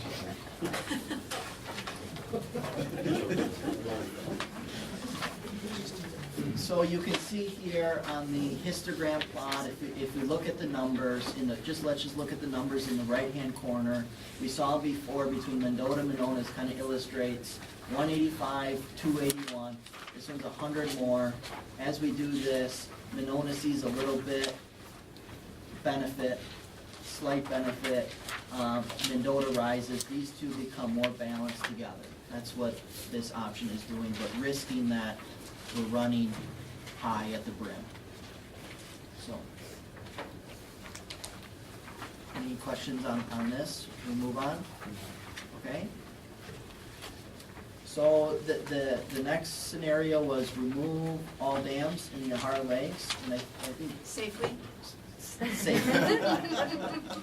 And Tuck mentioned before last time that is this assuming the dams are completely gone? Could you keep the dams there? And that's what this scenario is, that we would have to assume that to get to a lower lake level, we would have to have the dams there. Eventually, we're at some level, and either you could imagine the dam is there, and the gates are just wide open, or there's no dam there. Basically, we're letting the flow pass through freely through the Yahara Lakes without any human intervention. And to start that, we assumed Lake Mendota, we would get there. Prior to this, we didn't do any scenarios or testing to see how would we get here. Would it take 1 year, 2 year, 5 year, 10 year? How would we get here? We just assumed, okay, let's just see what would happen if we were there. How would the lakes respond? And what we saw is we started the model, and depending on with the flow conditions, Mendota reduced about 38 inches, I believe. I'd have to go back. So that's what the hydraulic gradient puts Mendota up above Monona. Even though you hear maybe Mendota was raised 4.9 feet or 5 feet. But in this 2018 year, Mendota only dropped just over 3 feet because of all the flow in the system. And that's where hydraulically Mendota sat or reduced. But what you see here is no dams in place, and in fact we go all the way to Stoughton Dam. So Mendota, Tenney Dam on Mendota, Babcock Dam on Wabeesa, La Follette Dam on Kegonsa, and Stoughton Dam on the Yahara River, all removed when we start January of 2018. And this represents the water levels, that there's no dam to buffer. So what we see in certain parts of the year is we see an increase because there's no buffering, no holding. We were holding a lot of water in this Mendota time period here in this June, July that helped Kegonsa out. We were buffering what we could during this time. We see less of an improvement here, but primarily because we ran out of storage here, and we had good flow, despite we still have a little bit of increases. So overall, we lose our buffering ability by having Mendota, by not having a dam in place on Lake Mendota. And I think there would be and I don't know that we want to spend a lot of time talking about this option, but if we did, I think there would almost have to be a footnote, because that is, if you leave the dams there, and if you leave them operational, then when events like this occur, there are going to be citizens who say, wait a minute, we want the Tenney Park Dam back in operation. You know, we want some protection.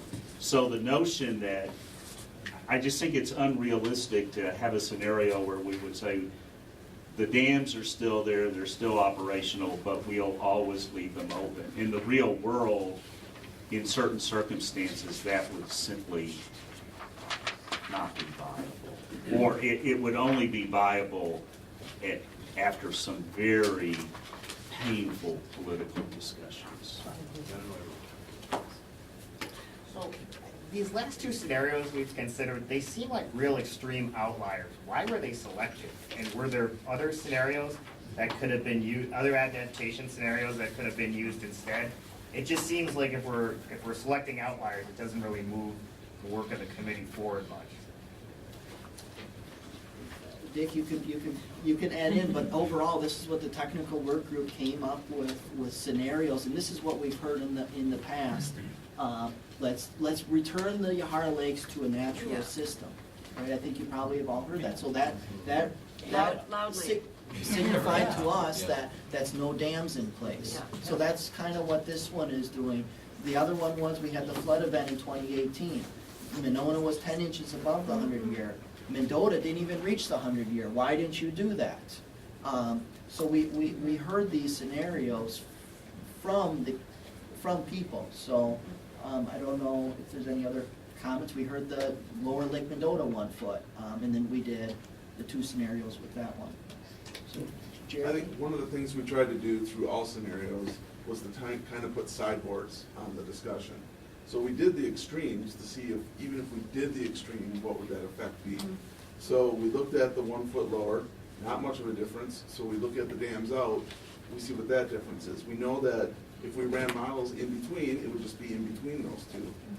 So we, in all the scenarios, just like the dredging, where we looked at the entire river, we did that just to put sideboards on it, and then we started our discussion about what we actually do. So yeah, it does look extreme, but that's kind of by design. In particular, reflect on all the people in different opinions. Maybe someone would like to see that we are not going to make any kind of a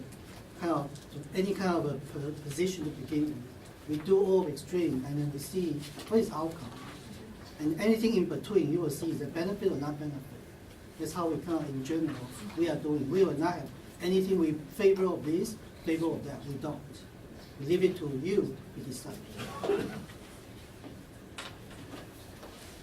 Other questions or comments?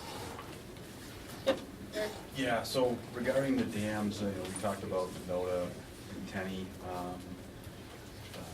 Babcock and La Follette have been wide open for 2+ years, so we know that's wide open. I guess I'm interested in the Stoughton Dam, understanding that dam a little bit more. My understanding is that water level is to be maintained at 841. What is the lowest that dam can be lowered? Outside of the orders, the DNR orders, so. Can it go 2 feet lower? Can it go a foot lower? Like physically or like? Yeah, physically. Are you talking Stoughton Dam? Yeah. Yeah. They, when they reconstructed back in 2009, we required them to keep their left bay to be able to fully, I mean, it's got a steel bulkhead in it, so they could get a backhoe or a crane in there and pull it out, and so it could be as if the dam were not there. Now, that would only be one of the bays, so I don't know. I don't understand that, Rob. So, so there's 3 bays at the Stoughton Dam. 2 of them have a sill on, and they have radial gates or Tainer gates, like the Tenney Dam. Yeah. And then as you're looking downstream, the left gate essentially has a steel, we call it a steel bulkhead or steel, big piece of metal. And so they could take that out, and that would essentially make, I mean, there's a little bit of a spillway on it, but for the most part, it would, There's about 6 feet drop there. Probably. I mean, it's going to be flow dependent. I mean, how much flow we can push through that one bay. I mean, if the other 2 gates were fully open, but quite a bit. I don't know the exact number for you, John. I don't know if you have a feel, or Dick either. But is there a legal limit that can't be exceeded? Well, their water level order range is 841 minimum, 842 maximum. So that's their water level order. Right. If I understood your question, you're saying how Yeah, it is. easily I'm how just saying, in an emergency situation, if you had to go below that to increase flow in the river downstream of Kaganza, which was an issue that we had last year. And my understanding is back in 2017, you guys looked at maybe lowering it more, and as you lowered it, you actually saw flow decrease, which is really odd. But that obviously points to there being a blockage and sediment buildup that's not allowing that flow to get out. But if that were removed, that blockage, to allow that flow, it would be good to understand maybe some of the flexibility you could have at that dam to really improve flow. I mean, in an emergency situation, go below those orders to get the water out. if you had to do it quickly and you didn't have time to get out there and remove sediment or aquatic plant harvesting just wasn't working. Go to page 15, figure 11. John had given me a lot of information on this dam, and if you look at right above the dam's on the far right at the Fulton Street, and you go up to the railroad bridge, look how much the profile of the water level drops. Wait a second, I'm kind of slow here. Page 11, Yeah, I'm we're- 15, sorry, figure 11. So the far right side? Yep. Okay. Yeah. Yes. You had told me that you had done measurements down there, and actually, I thought that this was a real constriction, and what you had said was, is it wasn't that constriction, it's more up the railroad bridge, right? Yeah, you see from the water surface profile here, you see a significant drop from the railroad bridge to Fulton Street. When you look at the aerial image, what do you see at that drop?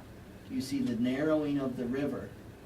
So we see this steepness happen right in the river here due to the river becoming narrow. Otherwise, up to here, the water level is all much higher. So even if you drop this one, you keep lowering this one, this water level still stays up where it's at because of what Eric was mentioning, what's in the river already and the constriction that's caused by the river itself. Is it sediment that's causing the constriction? Well, I mean, here we have two things. We have possibly the sediment, but we also see the river width becomes narrow here compared to what's up here. And this is all built up shoreline. So there's not really a chance to maybe expand. So the question is dredging. Going deeper.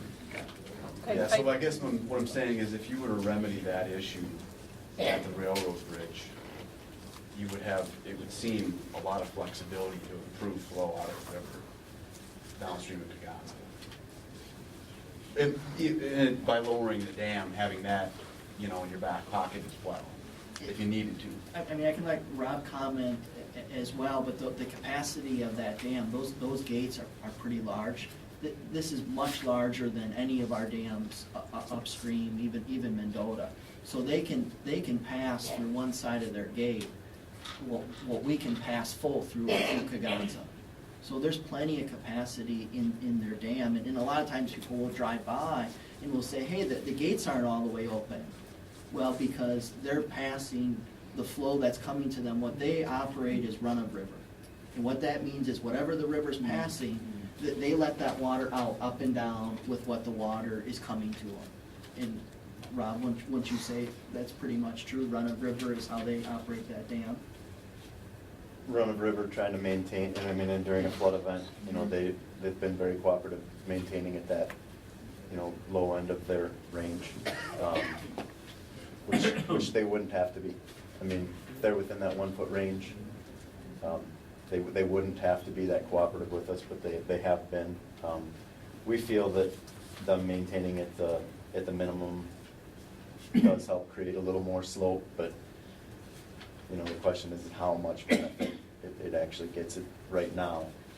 Yeah, so you've got, right now, between the railroad bridge and their dam, that's about 2 feet of water level drop over this distance here. So already you see 2 feet going another foot. The majority of the drop is already here. So them to keep lowering it is only to keep the downstream low, while the upstream is still impounded. Talk about the railroad bridge and some of the challenges with that thing. Yeah, so this is where we know is a site where if you look at the ortho image here, you see everything kind of funneling down together where the railroad bridge, what we call a contraction. And when you have a contraction in hydraulics, you have losses because all the water is kind of funneling all together. And also what we found here, we did some tests of the water depth, and we noticed just downstream of that railroad bridge is about 6 feet. I think it's written in the report. And then when we looked in 2018 at this railroad bridge, it was 3 feet water depth. And just downstream, it was 6 feet. So we noticed there was a hump here.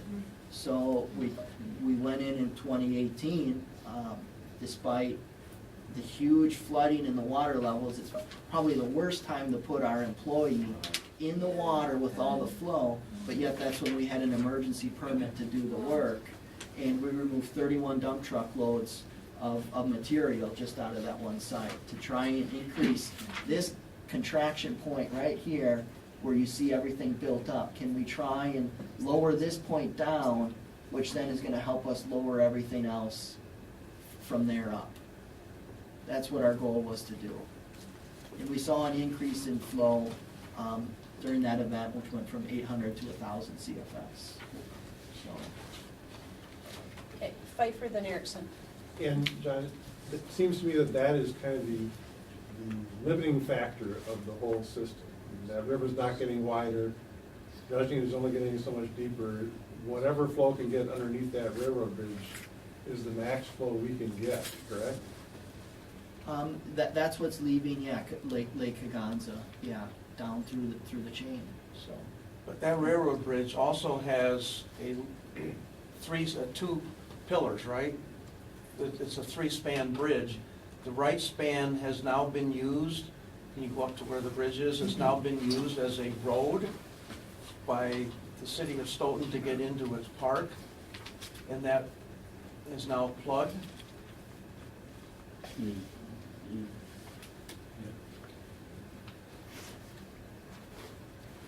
Isn't there a span on the railroad bridge that's now plugged? Yeah, so this is an under the railroad, You can drive. underpass, you can Yeah, drive yeah. underneath there.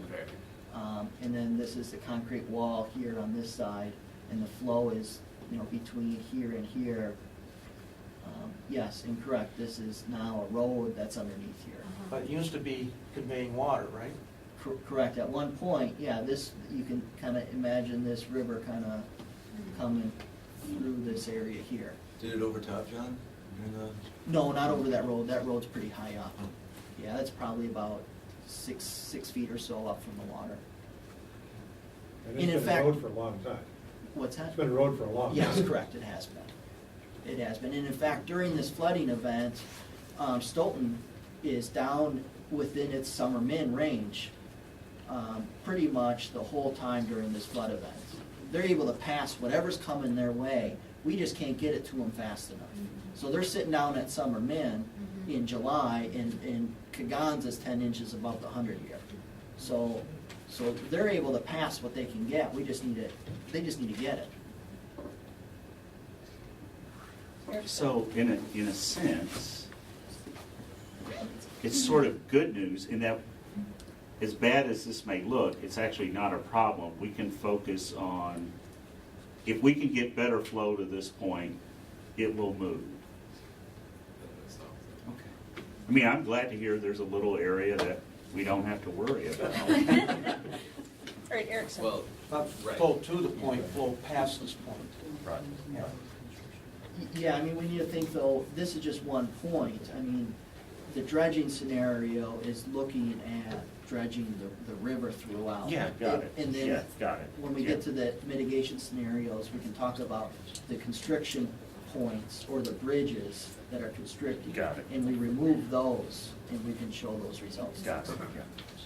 Supervisor I know, Erickson. this isn't a problem, as we've just described, but the one thing I would say, and I don't know if we're gonna talk about this, but it should be, I feel, on our radar, is that all these dams should be under, that are in the system, should be under single control. Okay, so that Tenney, Babcock, et cetera, and this one, I think should be under like our control or a single control. So that's just something I feel like should be on our radar. Rob, can you respond to that? County has control of 3 of the dams, right?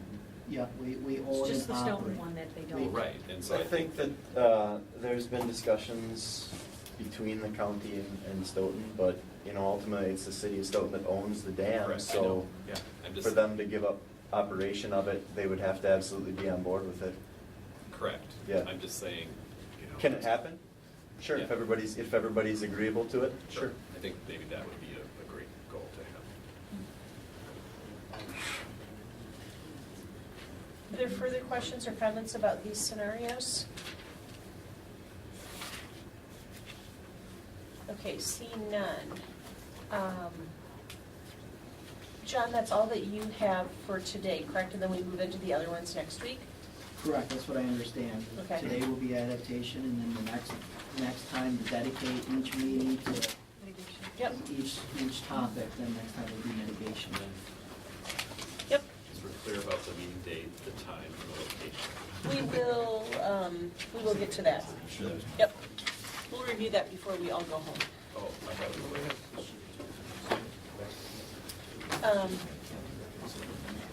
All right, so we are moving into public comment. If you intend to speak tonight, please complete one of these forms at the back table. And John, are you collecting those? Jeremy will collect those?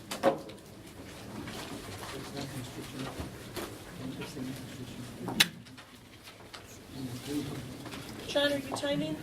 Or am I timing? Laura timing? Perfect. Okay, we have one person registered so far, Joel Chapieski. Thank you. I bet you get that a lot. Quite frequent. My apologies. Where do you want me? How about there? You can pull up a chair or you can stand, your choice. No, I'll stand. Okay. Joel Chapieski, Town of Dunn, live on Lake Wapisa, just south of Bible Camp. And I'm gonna read this because I get real emotional about this subject if I go off script, so no guarantees I'm not going to. But this has been a really frustrating set of meetings. I was at last week's meeting also, and this one. And there's a lot of things that I still don't get, but here we go. Do I have 3 minutes? Is that my limit? 3 minutes. As a homeowner on Lake Wabisa, I and my neighbors, as well as many others who enjoy our lakes and rivers, experienced virtually a lost lake season in 2018. A common opinion of those I talked to was that it could have all been avoided. We believe it could have been avoided by managing Lake Mendota at a level low enough to buffer downstream lakes from the August rain event, as well as allow for more time to recover from the earlier Lake Kaganza event. It's clear to many of us that Dane County either can't or won't manage water levels in this intuitive manner. The contents of this report detail mitigation scenarios which seem reasonable. The adaptation scenarios, however, are another story entirely.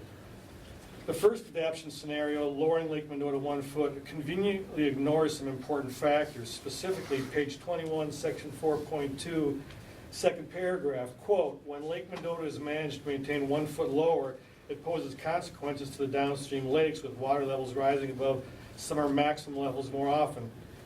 It's not explained, unquote. It's not explained why this is necessarily so. We are asking that flows from the Tenney Dam continue to be managed with regard to downstream lakes exactly as they're done today, just do so from a Lake Mendota target level that's lower than currently used. John, you talk about your cell phone width that you're trying to live within. Why not lower that by 6 inches every year or 3 inches every year gradually and get down to that 1 foot level?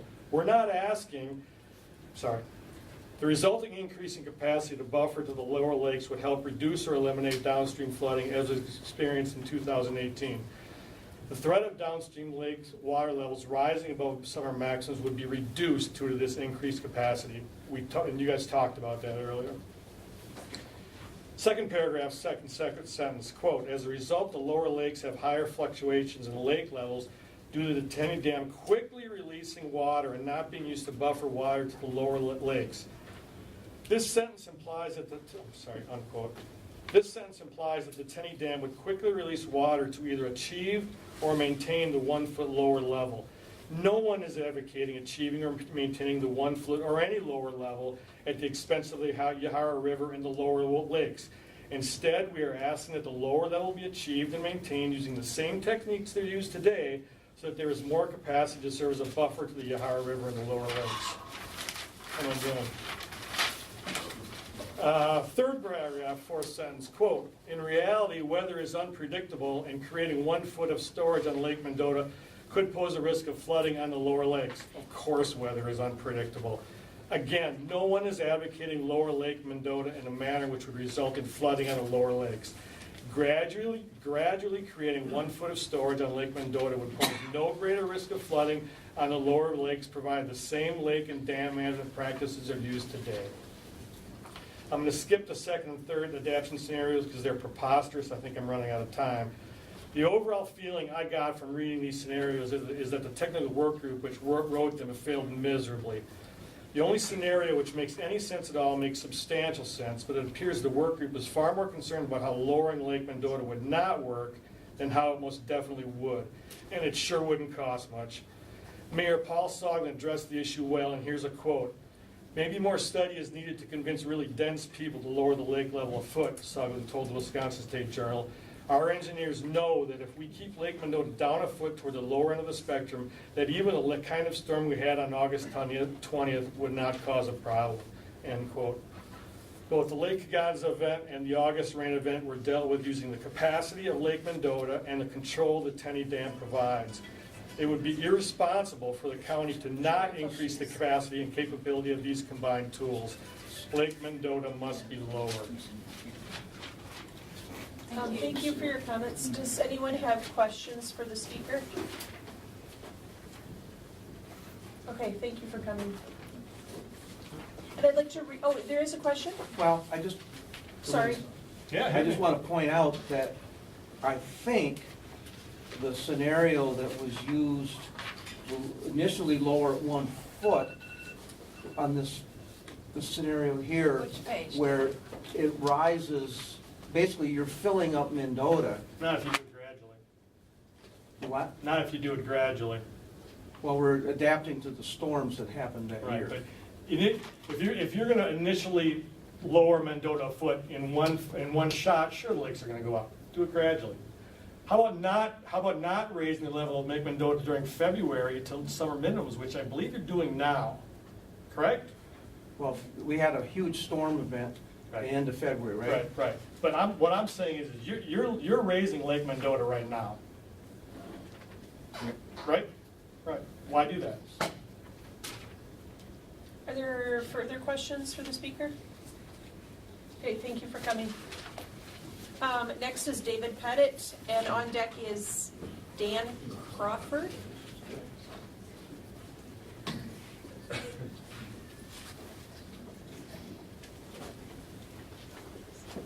Thank you for taking your time to study this very important subject. My name is Dave Pettit. I live on Lake Wabisa, near the plug, as somebody referred to it a couple of weeks, or maybe last week. To me, this graph on page 3 really sums it up. I mean, we're talking about small rivers and dams that are too small, dams that were designed to keep the water level up during times of drought. The problem is too much water is coming into Mendota. It's not the water coming out of Monona. I mean, I think that's important. That was Rob's point too. But I think Mendota just holds too much water. And when it floods, like it did in August, there was concern about the dam breaching. It would send a tremendous torrent down the river. There's a lot more water that comes into Monona than you can ever possibly get out. Mendota's 10,000 acres. Monona's only 3,000 acres. So if you get a catastrophic rainstorm, there's nothing you can do about Monona because Mendota's going to just dump too much water into it. Also, what happened in August again, when Monona flooded, it overflowed the sewage plant again, and that's not the first time. It drained raw sewage into the lakes. We were told to stay out of the lakes for health concerns.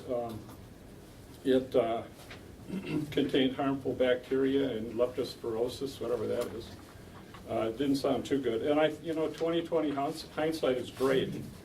And I don't have a crystal ball, but I think it comes down to this: we got to prevent this kind of thing. And I think working on the rivers over a period of time, that's fine, but that's going to take a long time. The dams are too small, the river's too small. I think we really try to concentrate on on keeping more water out of Mendota. And I think, as Joel said, let it go down gradually. It doesn't have to go down in a week or a month or 2 years, but you guys need to do something. And if you could say, let's reduce Mendota by, say, 4 inches, the set point by 4 inches over like 3 years, and we may not be able to achieve it right away, but at least try to do something to mitigate the losses and consider the health and well-being. Also, I think we should try and control that Stoughton Dam, because that's like the last dam on the river, and I think John should have control of all the dams. Thank you. Any questions? Thank you. Okay, thank you. Thank you for coming. All right, Dan Crawford. I might not be reading it correctly.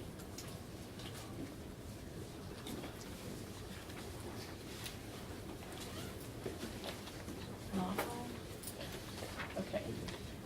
Jeff Spitzer-Resnick.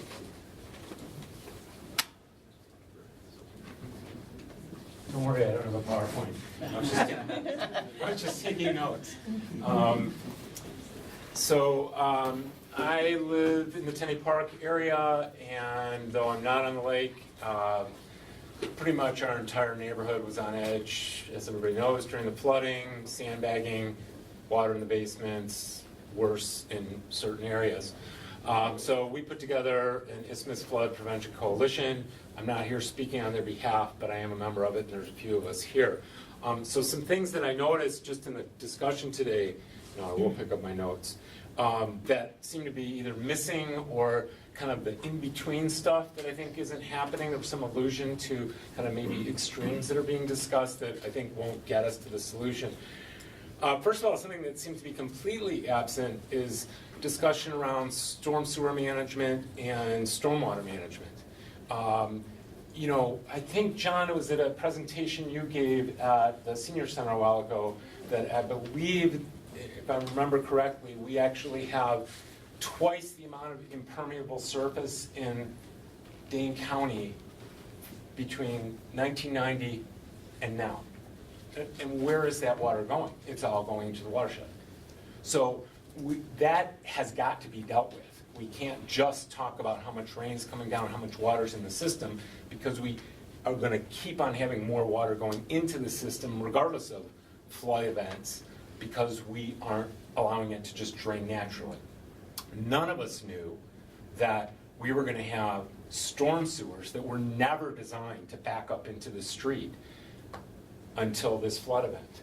That has got to be changed. There's no way we can continue to manage these lakes by allowing storm sewers to run back up into the streets. I think most importantly in all these plans is they need to be plotted out in periods of time. None of these things are going to happen immediately, and it's not just the gradual lowering of Mendota, which I happen to agree with, but there probably is some benefit to dredging, et cetera. That's not all going to happen at once either. So I strongly suggest that the task force come up with, and these are my suggestions, of 1, 3, 5, 10, and 20-year plans. There's also reality, those of you who are county board members, especially when we get into dredging and pumping, expense. None of where's that money coming from? It's not going to come all at once. It's not going to be done all at once. So plot it out over time.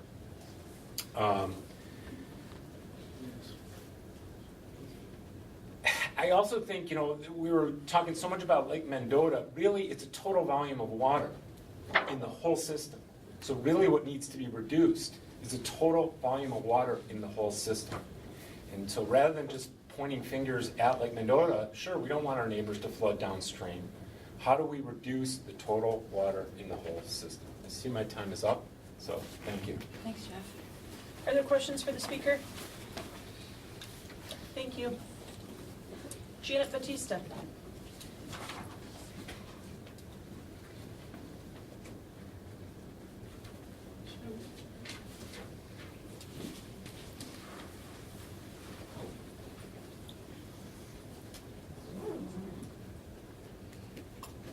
So my name is Janet Batista, and I spoke last time. I'm the person Dr. Lathrop referred to, the Cherokee Marsh person. And I just want to reiterate some of the things I said before, that myself and also my neighbors in Maple Bluff, I must say, are very anxious to see some mitigation strategies to move water out of the lake system as fast as possible. But we are still hoping that there will be a consideration about the lake levels. And so I heard Dr. Lathrop say tonight twice the word equilibrium. The first time he said it, he said that Cherokee Marsh was in equilibrium. And I have to say that that might be true, but big bogs are still breaking off and flowing downstream.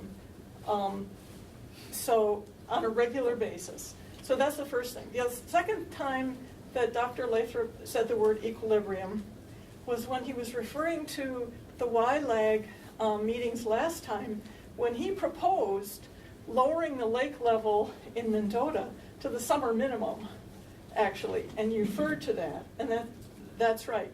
But then you said something really interesting. You said it would be good to keep the equilibrium for boaters. And so I'm wondering how much that has played into the fact that you're not considering any other scenarios, including the one of keeping Mendota at the summer minimum now.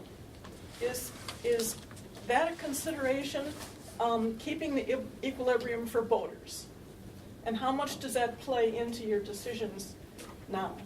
So anyway, that's my statement, rhetorical question. Thank you. Thank you. Are there questions for Janet? Well, just briefly, I didn't hear it as a rhetorical question, and I'm not spending a lot of time thinking about voters. So, that's just me. Okay, well, what about in terms of the models and considering what the different adaptation scenarios would be? And why the summer minimum was never considered, for example? I think Jeremy sort of spoke to that they picked these extremes as sideboards. I did hear that as sideboards, and I did hear that. I want to comment on one thing. When I said the marsh was in equilibrium, I meant at a stable water level of about what the summer range is supposed to be at. I fully agree that when you get a 2-foot surge of Lake Mendota level going up there, that's when the bogs break loose and they float out like happened this last summer. That's really bad. So all I'm saying is if we could maintain Mendota more or less in its normal range, that's what I think would be better for the marsh, not having a widely fluctuating range, whether that's down here fluctuating or up here fluctuating. I think fluctuating range is what's really bad for the wetland. So that was what I was trying to refer to. Yes, but just refrain from asking the committee questions now. We want to reserve those for that email. But yeah, if he asked you a direct question, please. Well, he didn't ask me. Well, I was responding to her comments, which were pretty much directed at mine. You have to take it offline, I guess. Okay. Go have a beer. Thank you, Janet. Okay, are there any other folks wishing to? You can call me. We couldn't read your Yeah, hand. what is your name? Don Sanford. I'm so sorry, I didn't read it correctly. My dad was a doctor, and I studied handwriting. I'm an expert. Excellent. And you see how well I've done. Thank you for the save, yes. All right, Please. so some of you know me. I'm the guy who wrote a book about Lake Mendota. And I'm not here to hawk my book tonight, but when you write books and you look at history, you learn a few things. And I didn't bring it tonight, but in the early 1920s, there was a big headline in the State Journal that announced that boats could now travel from Baskerville Park, way up in the northwest corner of Mendota, all the way down to Stoughton. Powerboats. In those days, nobody had an outboard. People had boats with propellers underneath. And the reason you could do that was because a lot of money had been generated and a canal, all that whole system was dredged. the lower lakes, the river was dredged to create a canal, so boats, in those days, boats drew 2 or 3 feet, a power boat with a prop underneath it. I don't think I'd want to take my outboard down in places between Waubesa and Kegonsa right now. Our channel, the outlet channel on this system, has been under-maintained for ages. And if you look at the very back part of the packet tonight, there's an article from 1954. In 1954, people knew that the solution to the flooding in Belle Isle and Waubesa and further down the system were obstructions in the river downstream. In 1954, they knew this. But for some reason that I have yet to find out, nothing happened. Nothing was resolved. And I think right now we're at a crossroads. You know, Madison, we like to talk about things forever. But, right, it took 60 years to build Monona Terrace. But we like to talk about things forever, but we're at a crossroads. We're hot on the heels of this mess we had last summer with water all over the place. And everybody was hot to do something. We're at a point now, we've got a committee together, we've got a great county staff that's come up with some scenarios. We're at a point now to start, like Supervisor Erickson says, let's get some bids on dredging. Let's start doing something. How soon can we stick a shovel in the ground? Let's rock and roll. And that's a very, very soon thing that we could do. Why we never did it when we knew about this in the 30s, the 40s, the 50s, and probably even in the 60s. If I look, we can find another article about that. But it's time to do something, spend some money. The county's ready to spend money. The city's ready to spend money. Let's rock and roll. I think it's time to do that. And there are incredible impacts, economic impacts to recreation, navigation, all kinds of things. If we lowered Mendota, and I could talk about those, but the bell's ringing, so. Are there questions? Yep, What Supervisor. district are you from? I live in your district in 13, but that's, yeah, I live there. But I spend a lot of time on Lake Mendota. I race sailboats on Lake Mendota. I work on Lake Mendota. I work on Lake Monona, and I suffered with when your friends call you up and say we got to take the pier out, and it's August. It was a sudden end of the sailing season. Thank you. Further questions for the speaker? All right, thank you. Are there any other folks wishing to speak? We will have public comment with each of our meetings. Okay, reports to committee, there are none. Are there any announcements?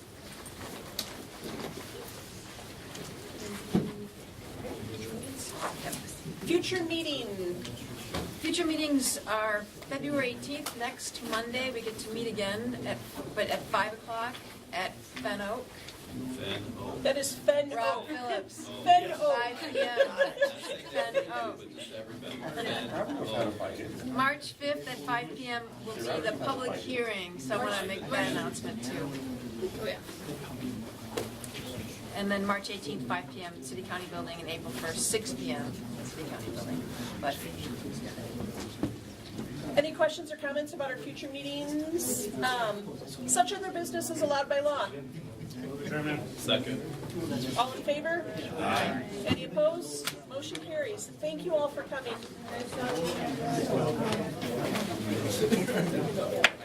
Thank you.